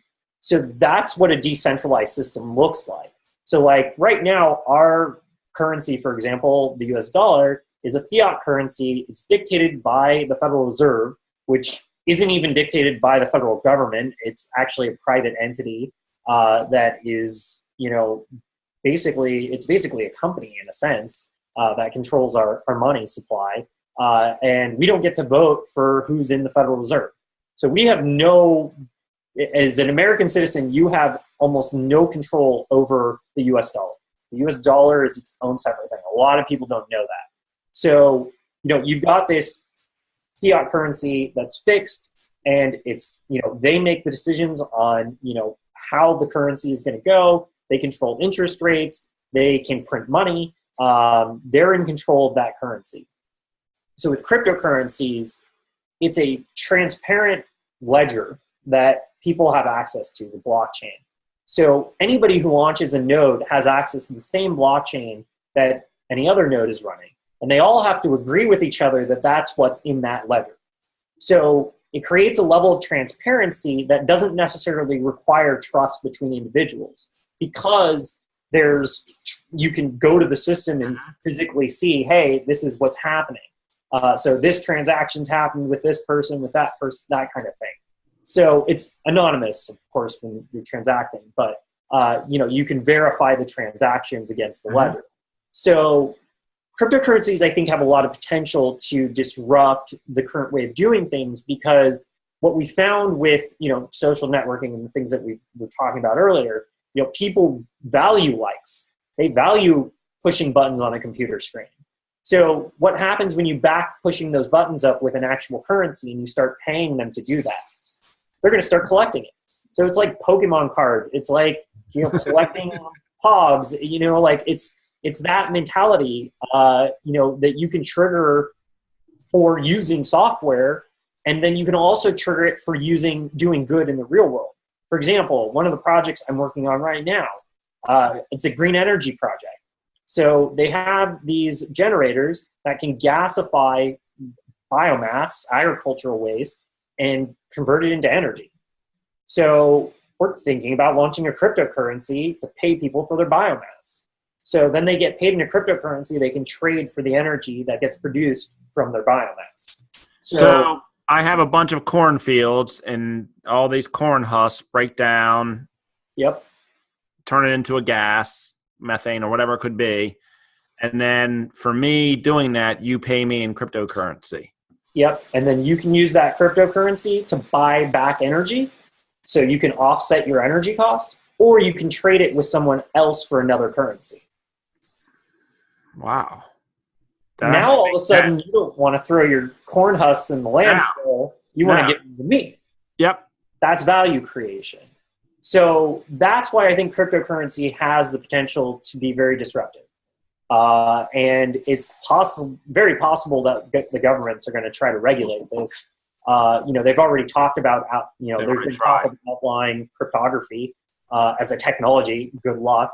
So the thing is this is all code on a computer. So you can't outlaw code. Right. You have to turn off the internet to make this, to be able to actually successfully do anything. So I mean, look at Bitcoin. Look at the the market caps of some of these in the billions. It's crazy. And it's going to continue to grow. So I think as there's I don't know what it looks like yet. I don't know what the dominant currency is. I don't know what's going to happen with. So there's like this new concept of ICOs where you can raise basically raise money through an ICO. For your company and give away it's called an initial coin offering.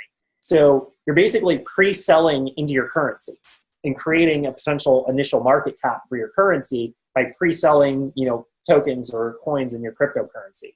So I think I was just reading that there's been over $1 billion raised doing this. And companies are now raising funding using this ICO method rather than going traditional venture capital because there's no regulations. It's the Wild West. So I have an idea for a company. Mm-hmm.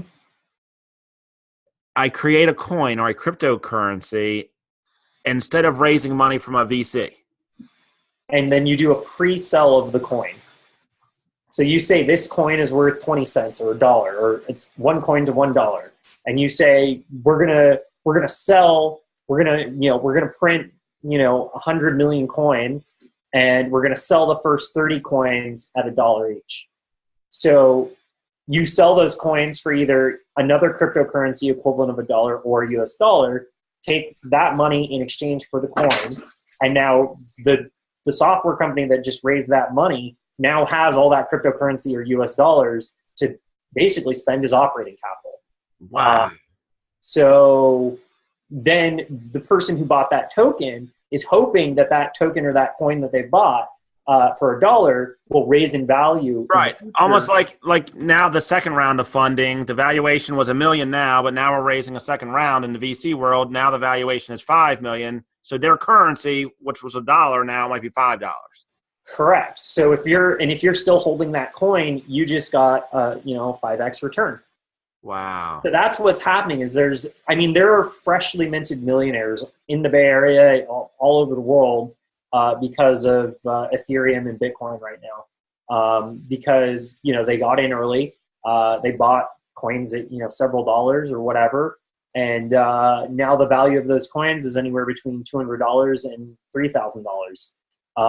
So depending upon the values of those currencies. So all they have to, if you bought a bunch of Bitcoin for $1 when it first came out, the average bit, I don't know what it's at right now. It's probably I think it was 2,300 when I was looking earlier today. So, there's definitely some exciting potential that can happen in the cryptocurrency space. I've also been working in the cloud computing space with another startup, Docker, and what you can do with Linux containers virtualization, essentially. We're at the point now where you can run an application with just the resources it needs without having to run a full operating system. So, every time you've been running applications in the cloud and, full applications, you have to run an OS. Mm-hmm. So with Docker, we just need to run the processes that the application needs to run, and you don't need to run a full OS. So you can just run your application in the cloud. So that's going to enable they call it DevOps, developer operations. So that's going to enable a whole new generation of automation, essentially. And it's already happening. So it's going to allow you to be able to do things with networking and do things with computing and running applications and creating new architectures that you just couldn't do it before, not in a scalable way. Now you can do it in a scalable way with Docker containers. See, and this is why, I think I said earlier, we're in the infancy stages of whatever we're in right now, because what you just said, what's going to be possible 5 years from now, we can't even imagine. I remember when a Sony Walkman was a big freaking deal. I play music as I'm walking around, and it wasn't that long ago. I'm not that freaking old. I'm 15 years older than you. That's it. But I know. 15-year period was monumental. It's like the Industrial Revolution all over again. Almost, yeah. And I've also been looking at like the VR space a little bit. That's another industry in its infancy. The technology is just, I mean, you got to buy a computer. Once you buy the computer, a computer will set you back $1,000 at least to run a VR rig. Then you got to go buy the VR rig for $600. Right. So you can't, it's just not even remotely cost effective or consumer friendly right now. Yeah. But it will be. Yeah. It will be in the future. So, cell phones. Hey, Trent, real quick. Can you guys hear me? Yeah. Yeah. Okay. One of the big things that I've seen in the past was with the ICO is like, and then especially with cryptocurrencies is basically what I have up on the screen here is the, like security of it, right? So it says like fraudsters just stole $7 million by hacking cryptocurrency from CoinDash. It's like they were trying to raise where is it? I saw about 12 ICO million. Somewhere, by the way. Mm-hmm. They were trying to raise about 12 million and they got about 7 stolen completely from them. What are your thoughts on that? They probably should have hired a security person or at least figured out a better method for doing an ICO than what they did. Again, this is the Wild West right now when it comes to cryptocurrencies. So, cryptocurrencies are a technology in its infancy as well. It's been around, 8-9 years now, maybe less actually, but ultimately that is super young for technology. And then like things like machine learning and some of these other things are even younger than that. So that we've been talking about already. So when it really takes about usually between 20 and 30 years for a technology to hit critical mass. Wow. And that's crazy. We're now seeing technologies hit critical mass quicker and quicker and quicker, especially when it comes to software. So, look at the critical mass, look how long it took Facebook. It took about 10 years. So plus, a little bit plus, but, now you can do that in 10 years. So those windows are getting shorter and shorter and shorter. And, going back to what, those guys being hacked, they probably rushed to an ICO. Someone didn't enable all their security parameters correctly or wasn't even aware of them. I mean, I dabble in, internet security and it's super complicated. There's really, especially what we know now from like Vault 7 and WikiLeaks and all that kind of stuff. There is really no such thing as a secure system anymore. So, anything that's running an operating system can basically be hacked. That is the reality of using a computer these days. So, they have backdoors and there's phishing. And then the simplest way to hack a computer is actually to hack someone's brain. You trick them. You trick them into giving up their password. John Podesta was a phishing scam, for example. Right. So social engineering is actually one of the most effective means of hacking a computer is getting the person to compromise their own security. So I don't know what the specific details were of CoinDash's hack, but yeah, there's absolutely, anybody dealing in cryptocurrency, they need to take security measures. They need to enable two-step authentication. They need to, figure out, do I keep my money in an exchange? Do I use multiple exchanges? Do I use a physical hardware device to store my coins on? Do I memorize it? Whatever. I don't recommend memorizing your hashes, but well, maybe some, but not all your cryptocurrency. But hey, I want to ask you a selfish question, and this is only because I love my kids dearly, and they're 12 and 13 years old.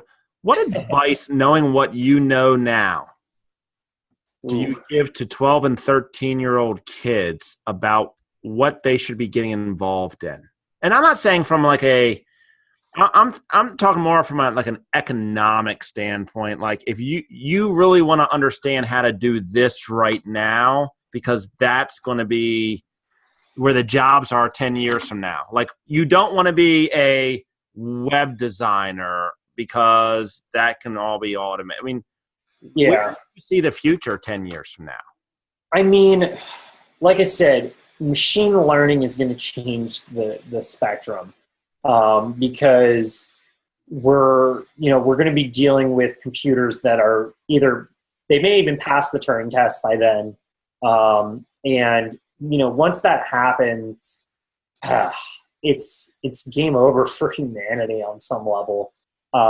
So ultimately, we're talking like the Terminator type stuff, where the robots take over. So, everyone kind of imagines AI as some kind of like personal assistant, like you see in like the Iron Man movies or something. And that will be a reality for a very select few number of people, and they're going to keep it to themselves. They're not going to give that to everyone. Iron Man is Iron Man because he kept the technology for himself, not because he gave it to the U.S. military. Right. So, that, even that story in and of itself, we will have similar technology to that, to being able to have, an intelligent computer that can program things for you, that can interact with other systems, that can negotiate contracts for you. And that's what's happening right now. And that's even what's happening in the cryptocurrency space, is this idea of smart contracts. So, you're going to have this whole, your computers are going to be able to negotiate soon. They're close already. So once two computers can negotiate a trade or a deal or financial resources and those sorts of things, which they do to some extent already in Wall Street, and they have applied basic machine learning there, which is why they're hiring less people in Wall Street right now. We're going to see that same thing happen to other industries. We're going to see that happen to sales teams. We're going to see that happening to marketing teams. So, ultimately, I guess it kind of goes back to what we were talking about earlier, is about relationship building and how to build relationships with other people. Because, once the computers are doing all of this stuff for us, learning a specific programming language is almost a waste of time. Do I think kids need to understand how programming languages work? Absolutely. I think learning a programming language is a good stepping stone, because it's like learning a second language. It's like learning French. So understanding how a programming language works, and understanding that everything that you're looking at on a computer screen and on your smartphone is because someone wrote a line of code. I think having that basic understanding is very important. But I do recommend becoming a programmer. Schools would be better off, instead of teaching handwriting, just get kids into programming, because we don't need to learn. We really don't need to learn how to handwrite anymore. We have keys for that. Yeah. But you're saying you would not recommend a programmer. I mean, every programmer I've ever known eventually burns out and finds a way to work their way either into starting their own startup, becoming a co-founder, or they settle into some kind of middle management position. That's the future of being a programmer, is you end up a project manager. So, because you can't program anymore, because your brain literally kind of burns out and you just can't do it anymore. It causes stress. I mean, it's fun when you get started. It's like, the first time you wash the dishes, you probably thought it was fun to spray, in the sink and do all this. But the second time you wash the dishes, you realize it's a chore.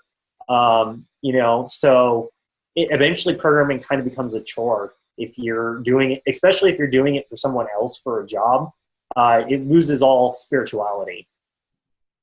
So it almost like what I hear you saying is, we have to become a society of creative thinkers, not doers, because the computers can do the work. Like, we have to be able to thinking creative outside the box, which means that like the world of entrepreneurship becomes probably more and more valuable. The next, like, if you're a bank teller, like, game over. Like, sorry, dude. Like, I hate to break it to you, but you're going to be out of business 5 years from now. Like, the whole world of bank tellers is gone. Like, start looking for a job now, because you're not going to be needed. A grocery store clerk, you're going to be gone 5 years from now. Like, it's telemarketing, gone. That's a big industry, gone. Telemarketing, gone. I mean, even web development is soon to be phased out. Everything's already moving to drag and drop builders and everything like that. I was in that's where my startup was. I sold WordPress themes and plugins. I helped bring the whole responsive web design movement to WordPress. So, that was, I saw an opportunity because I saw everything was going to the smartphone.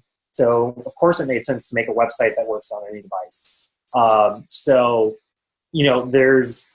There's moments in time like that where, you can make some money on a short term, phase while we're implementing a new technology.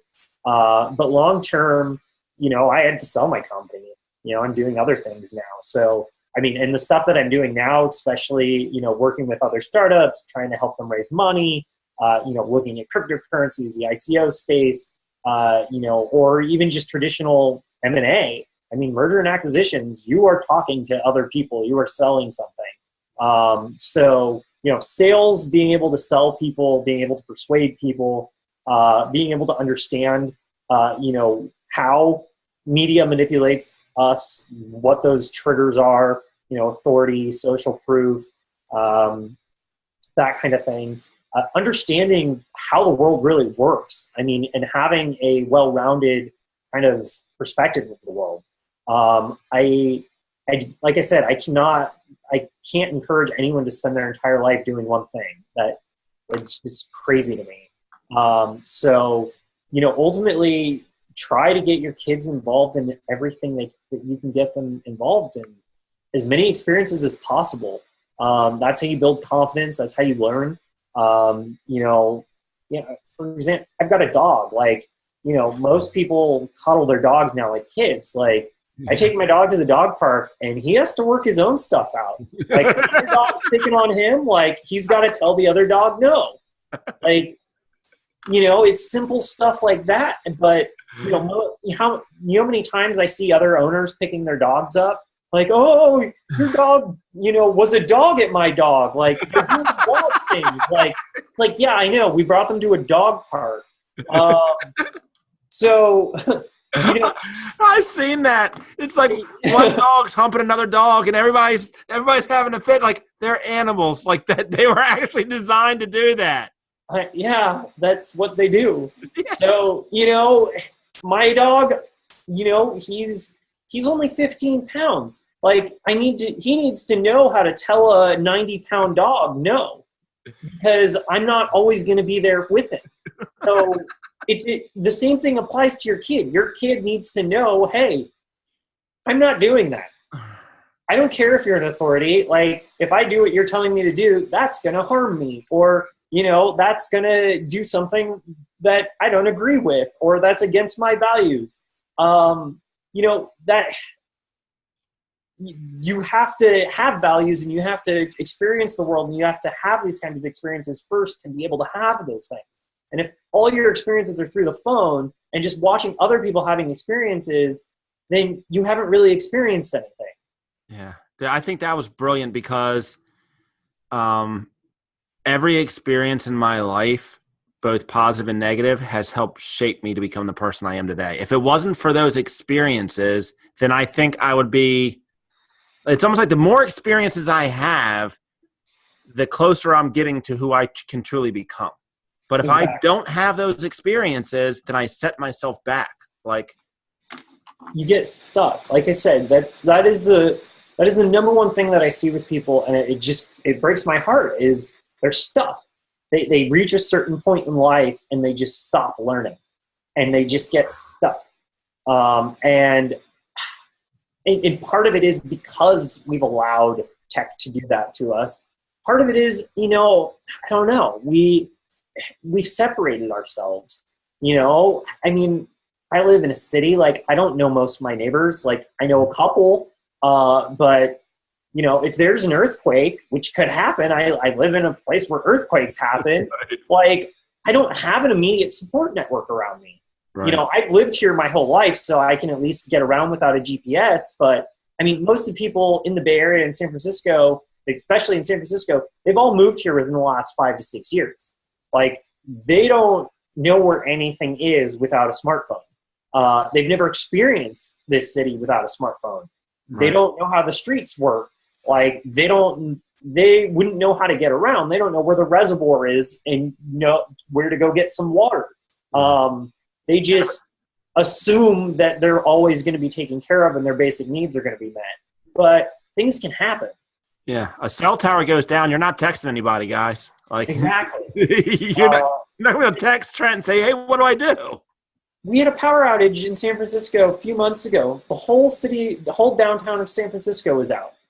The whole downtown San Francisco was out for like 8 hours. Like, power's out. Like, they couldn't. All the companies just pretty much gave everyone the day off. No one even tried to work. Like, could you imagine, like, in the 80s, if the power was out, like, you would not leave your job because everyone was working and had to talk to each other and interact with each other, and that's what work was. But now, in San Francisco, if the power goes out, it's a day off. It's a snow day. You work without an internet connection. It's like, that's where we've gotten to. So, you take that away, and that can be easily taken away, by the way. People like to think that all this stuff is secure. It's not.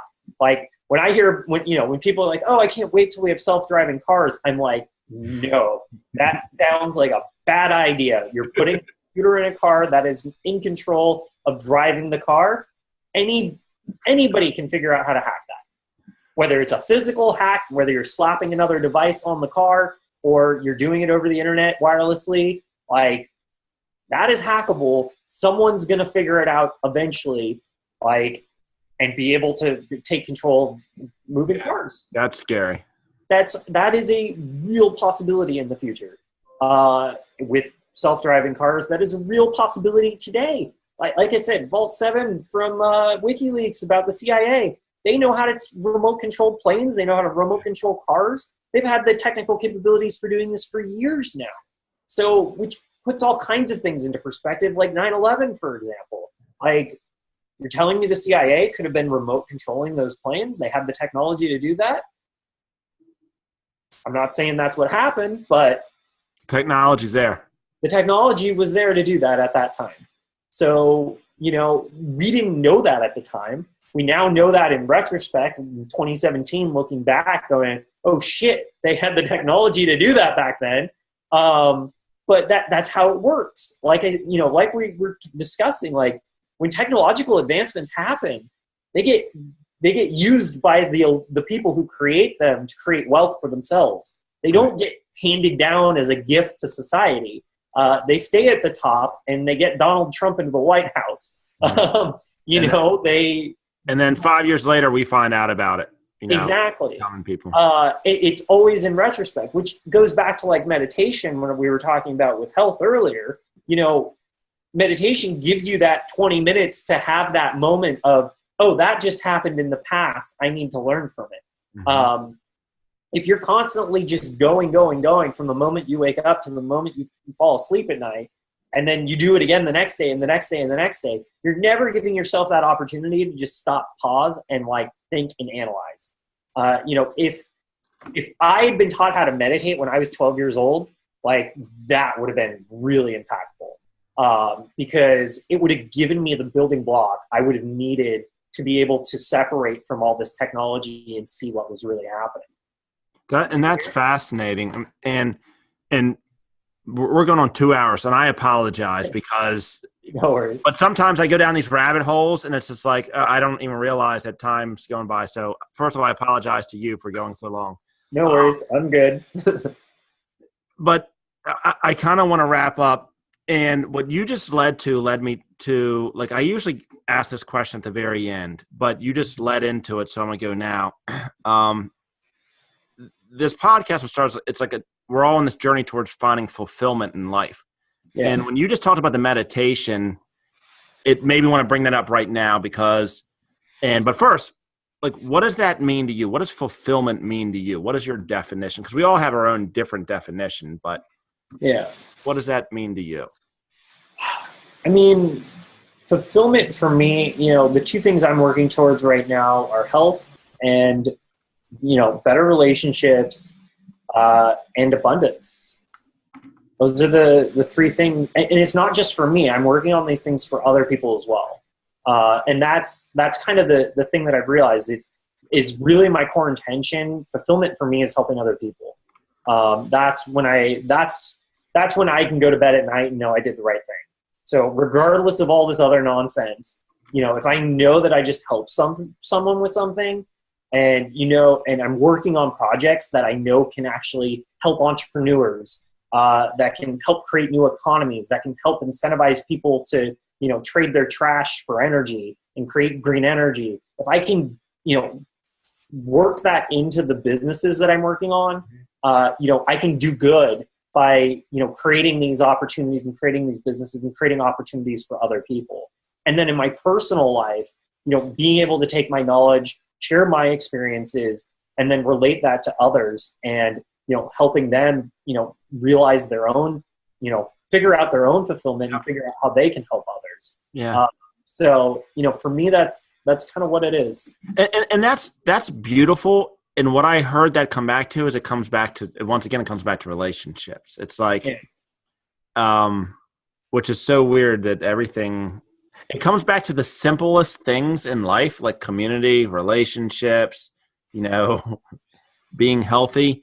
And I think when you talked about meditation, a lot of people, they think that they're going to like consciously like find happiness. And I think it's in those periods of self-introspection and meditation where you actually find your true self. Yeah. Well, and you also find the chaos.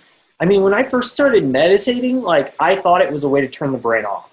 And I was totally wrong about that. Not about turning the brain off. It's about allowing the brain to do its crazy thing and just not associate, an attachment to any of those thoughts and not reacting to them. Because ultimately you're going to have thoughts. Like if there was a way to turn off thinking, like someone would have figured it out by now and right. Modeled it, and they'd be selling it and they'd be a billionaire. And you could argue that's what alcohol and drugs and some of these things are. And to an extent they are, but mostly they're just numbing agents. No one's actually figured out how to turn this thing off, because if you turn it off, you're dead. Like you don't want to turn it off. Right. You just want to figure out how to guide it to where you want to go. That's all you can really do. You can't, you don't have a lot of control over the different kinds of thoughts that you have, but what you do have control over is your relationship to those thoughts. So that's where you have control is, if I have this crazy negative thought, like I can just choose to ignore it and move on with my day. You don't have to let it get you depressed. You can have that crazy thought, not attach a meaning to it, and let it go and move on. The hard part, though, was, you want to hold on to a lot of things. You have good thoughts. You have that idea that you want to write down, 4 a.m. You have, a moment that you want to remember forever. So the hard thing with meditation is you have to learn to let those go too. And that was actually the hardest part for me, was learning how to let everything go, even the good things. Wow. Because when you let go of the good things, it actually creates that extra space that you didn't have before to have future good things. So if you're holding on to a bunch of good things and you're just constant and you're attached to all these things, you're not, it's kind of like what we're talking about with Facebook. Like you don't have the social bandwidth to take on new good experiences. So you have to sometimes let the good experiences go. And what I've found is the bad thoughts, the thoughts that you would label negative or whatever, those are the ones that don't come back. Those don't come back. It's the good thoughts. It's the intentions. It's the, it's the really like intuitive thoughts. Those are the ones that come back. So if you trust something is a good idea, it will come back to you. And the things that come back the most are probably the things that you need to pay attention to.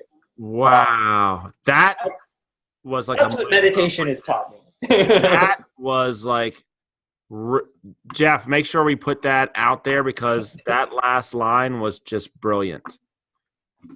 Trent, this has been like really, really fascinating. Like I really appreciate you taking the time and doing this, because you've just and I consider myself to have a pretty open mind about things. Like you just opened my mind to so many more things. And that's really what the design of this podcast is. It's just to we haven't figured it out, but if we just share our experiences and share our stories, then collectively we all can escape from the matrix, basically. And that's what I'm, maybe it won't happen in my lifetime. I don't know, but that's what I'm hoping, just by doing good. And the more people I ask about fulfillment, and one day I'll go back, maybe after our first year of doing this.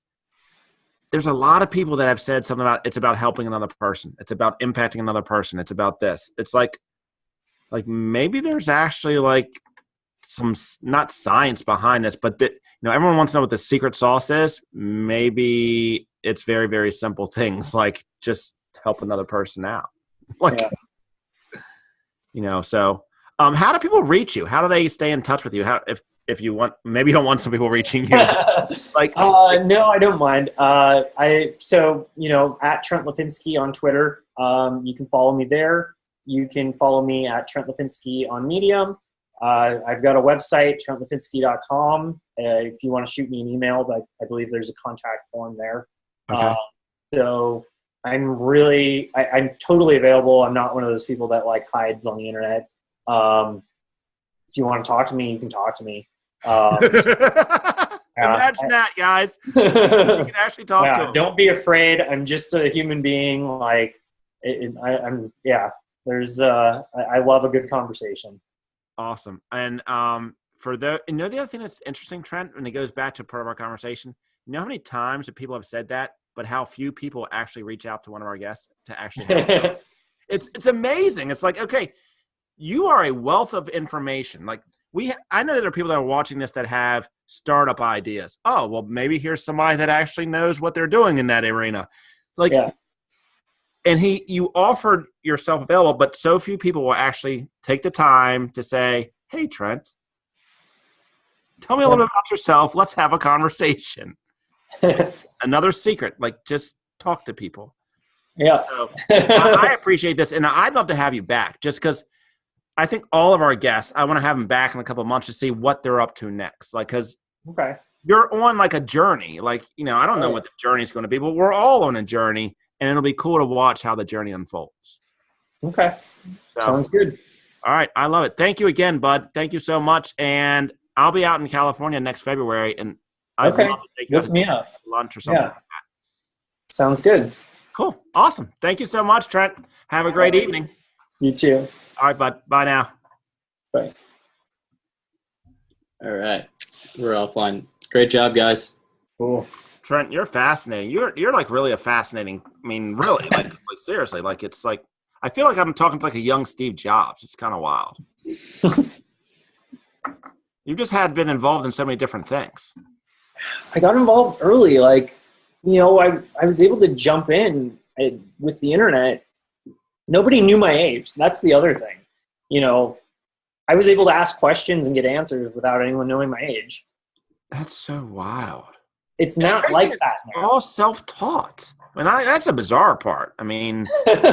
Well, how else did people learn before all this crap? Like, our current education system is not that old. Like, no, you're right. My daughter. How we are.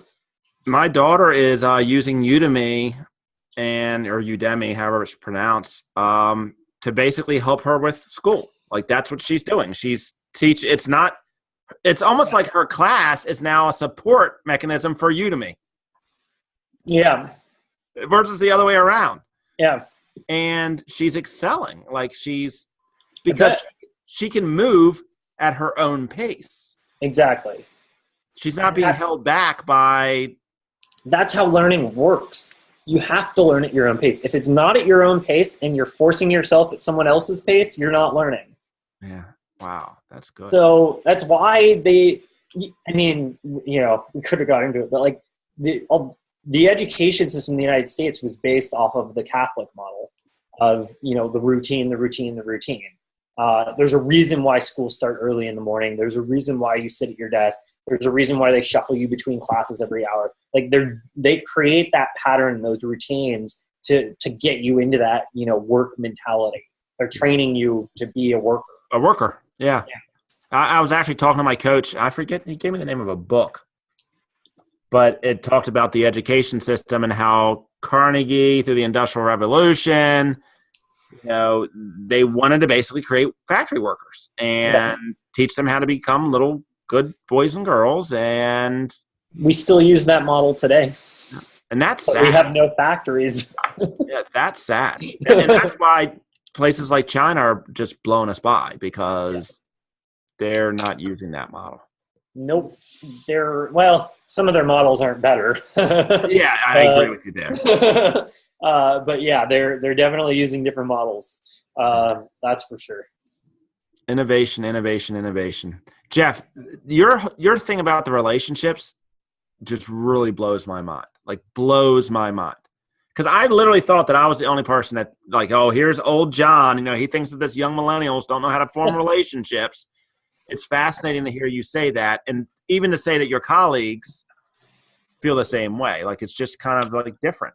And to me, there's a lot of opportunity in that space, like a tremendous amount of opportunity in that space. So, yeah, maybe it's not a relationship Weight Watchers group, but there's something in that space. And what I understand is I understand how to use social networking to actually build relationships, which is different. Okay. Yeah. You're using it for a different purpose than what it's intended for now. Yeah. I thought it was always intended to build relationships. That's what I thought it was for. I thought it was to build relationships with people. Yeah. I didn't know it was to do anything other than that. That was wild. So, all right, Jeff, it's 10:30 here, my friend. Trent, you're at 7:30 there? Yep. All right, so yeah, next February I'll be in California for like 10 or 12 days. I'd love to take you out to lunch or something like that, dinner, whatever, hang out. Yeah, for sure.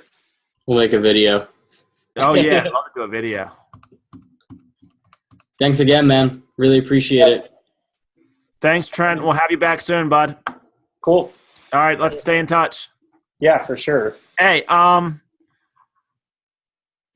I'd love to send you my cell phone number because I'd love to actually have more conversation with you if you're open to that.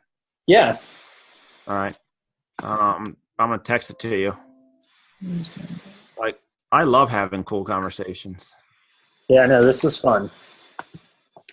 Yeah, ideally we want to get to a point where we can bring people face to face, style and do things where we can bring people out and have like a more intimate conversation together and things like that. So in the future, and that's why, like, this has been the most fascinating thing for me, Trent, just from starting this podcast, is as I travel, like, I can't wait to travel just to meet people. Like, I can't wait to go to California to hang out with you. Like, and there's like, I've had a couple other people, like, I have guests on, and I'm like, okay, wow, if I'm in this state, I want to hook up with you because I actually want to. I believe that through collaboration, like, amazing things happen when you get brilliant people that think along the same lines. And absolutely, I can't wait to travel just to meet people, like, just to hang out with people. I mean, another thing you could do is also have your own event. And that's kind of the model I've been seeing with a lot of people is they'll create their own event and then everyone just flies to one location and you can bring everyone together that way too. Yeah. So that's been the model that I've seen that's been the most like sustainable over time and you could even move it from a different city every year. So every year you could have a different event, and make it somewhere new. It's interesting because we've launched something like that. Matter of fact, we have, and we're kind of, I don't want to say test piloting it, but we had our first event small last month. There was like 25 people. Our next one is next week. Okay. And there's like between 75 and 100 will be there. And then our plan is to then, okay, now how do we grow this bigger? And then basically take that. And then, so we'll start here in like the mid-Atlantic area. And then who knows where it goes from there. But that's actually, there's a lot of that going on. And there's a huge, I think it just goes back to the relationships part. Like, the cool thing about events are the relationships that you can build with people. And people are desperate to have those experiences. Yeah. Because of everything that's happening. Yeah. And everything's so polarizing these days. I even lost friends over the election, like, for no reason, because, I didn't agree with they're Right. Nazi conspiracy theories. It's like, Which is sad. Which is it's a good thing for, in the end, I'm like, okay, good. I'd rather know that person's not a friend in the way that I thought they were. But it's like, at the same time, it still sucks to know that people hold those kinds of opinions. Yeah, well, it's weird because we're in, and once again, this is like me showing my age again. We're in this weird time in our country where I'm allowed to have an opinion, but I'm not allowed to have an opinion. Like it's this weird space. Like I can have an opinion as long as it conforms to what everybody else thinks is what the opinion should be. But if I have a different opinion, oh fuck this guy! Like let's hang his ass. I mean, he is. It's like there's almost like there's no right, there's no wrong, there's no right to have an opinion. And for me, at my age, it's bizarre because I grew up in an environment where things were pretty much black and white. I mean, a man was a man, a woman was a woman. There was right and there was wrong. Drugs were bad. I mean, and now I'm going through this phase where it's like, oh, hold on, drugs actually are pretty damn good for you. And men doesn't necessarily mean man, and woman doesn't mean woman. And it's weird for me because I've lived through this other world where it was like, this is right, this is wrong. You couldn't have. I was watching some movie last week. What the hell movie was it? Oh, it was oh fuck, I forget the name of it. But and the guy was using some terms on this movie. I'm like, you couldn't say this today. Like, there's no way this movie could be out today. Oh yeah, I've gone back and watched movies from like the 80s and the 90s, and it's like it's almost shocking when you see it now in retrospect because you're like, oh yeah, we used to talk like that. Right. And then I'll hang out with guys your age, and it's like I've had people your age like show me like, yeah, this chick just sent me pictures of her tits, and I'm just like, what? Like that didn't happen back in my day. Like privacy was privacy. And I was like, dude, that's weird. And he was like, what are you talking about? Like, that happens all the time. Like, what do you mean it happens all the time? Like, everything's just weird today. But at the same time, I'm not one of these people that are like, oh, you guys suck. I think you guys are actually fucks. I think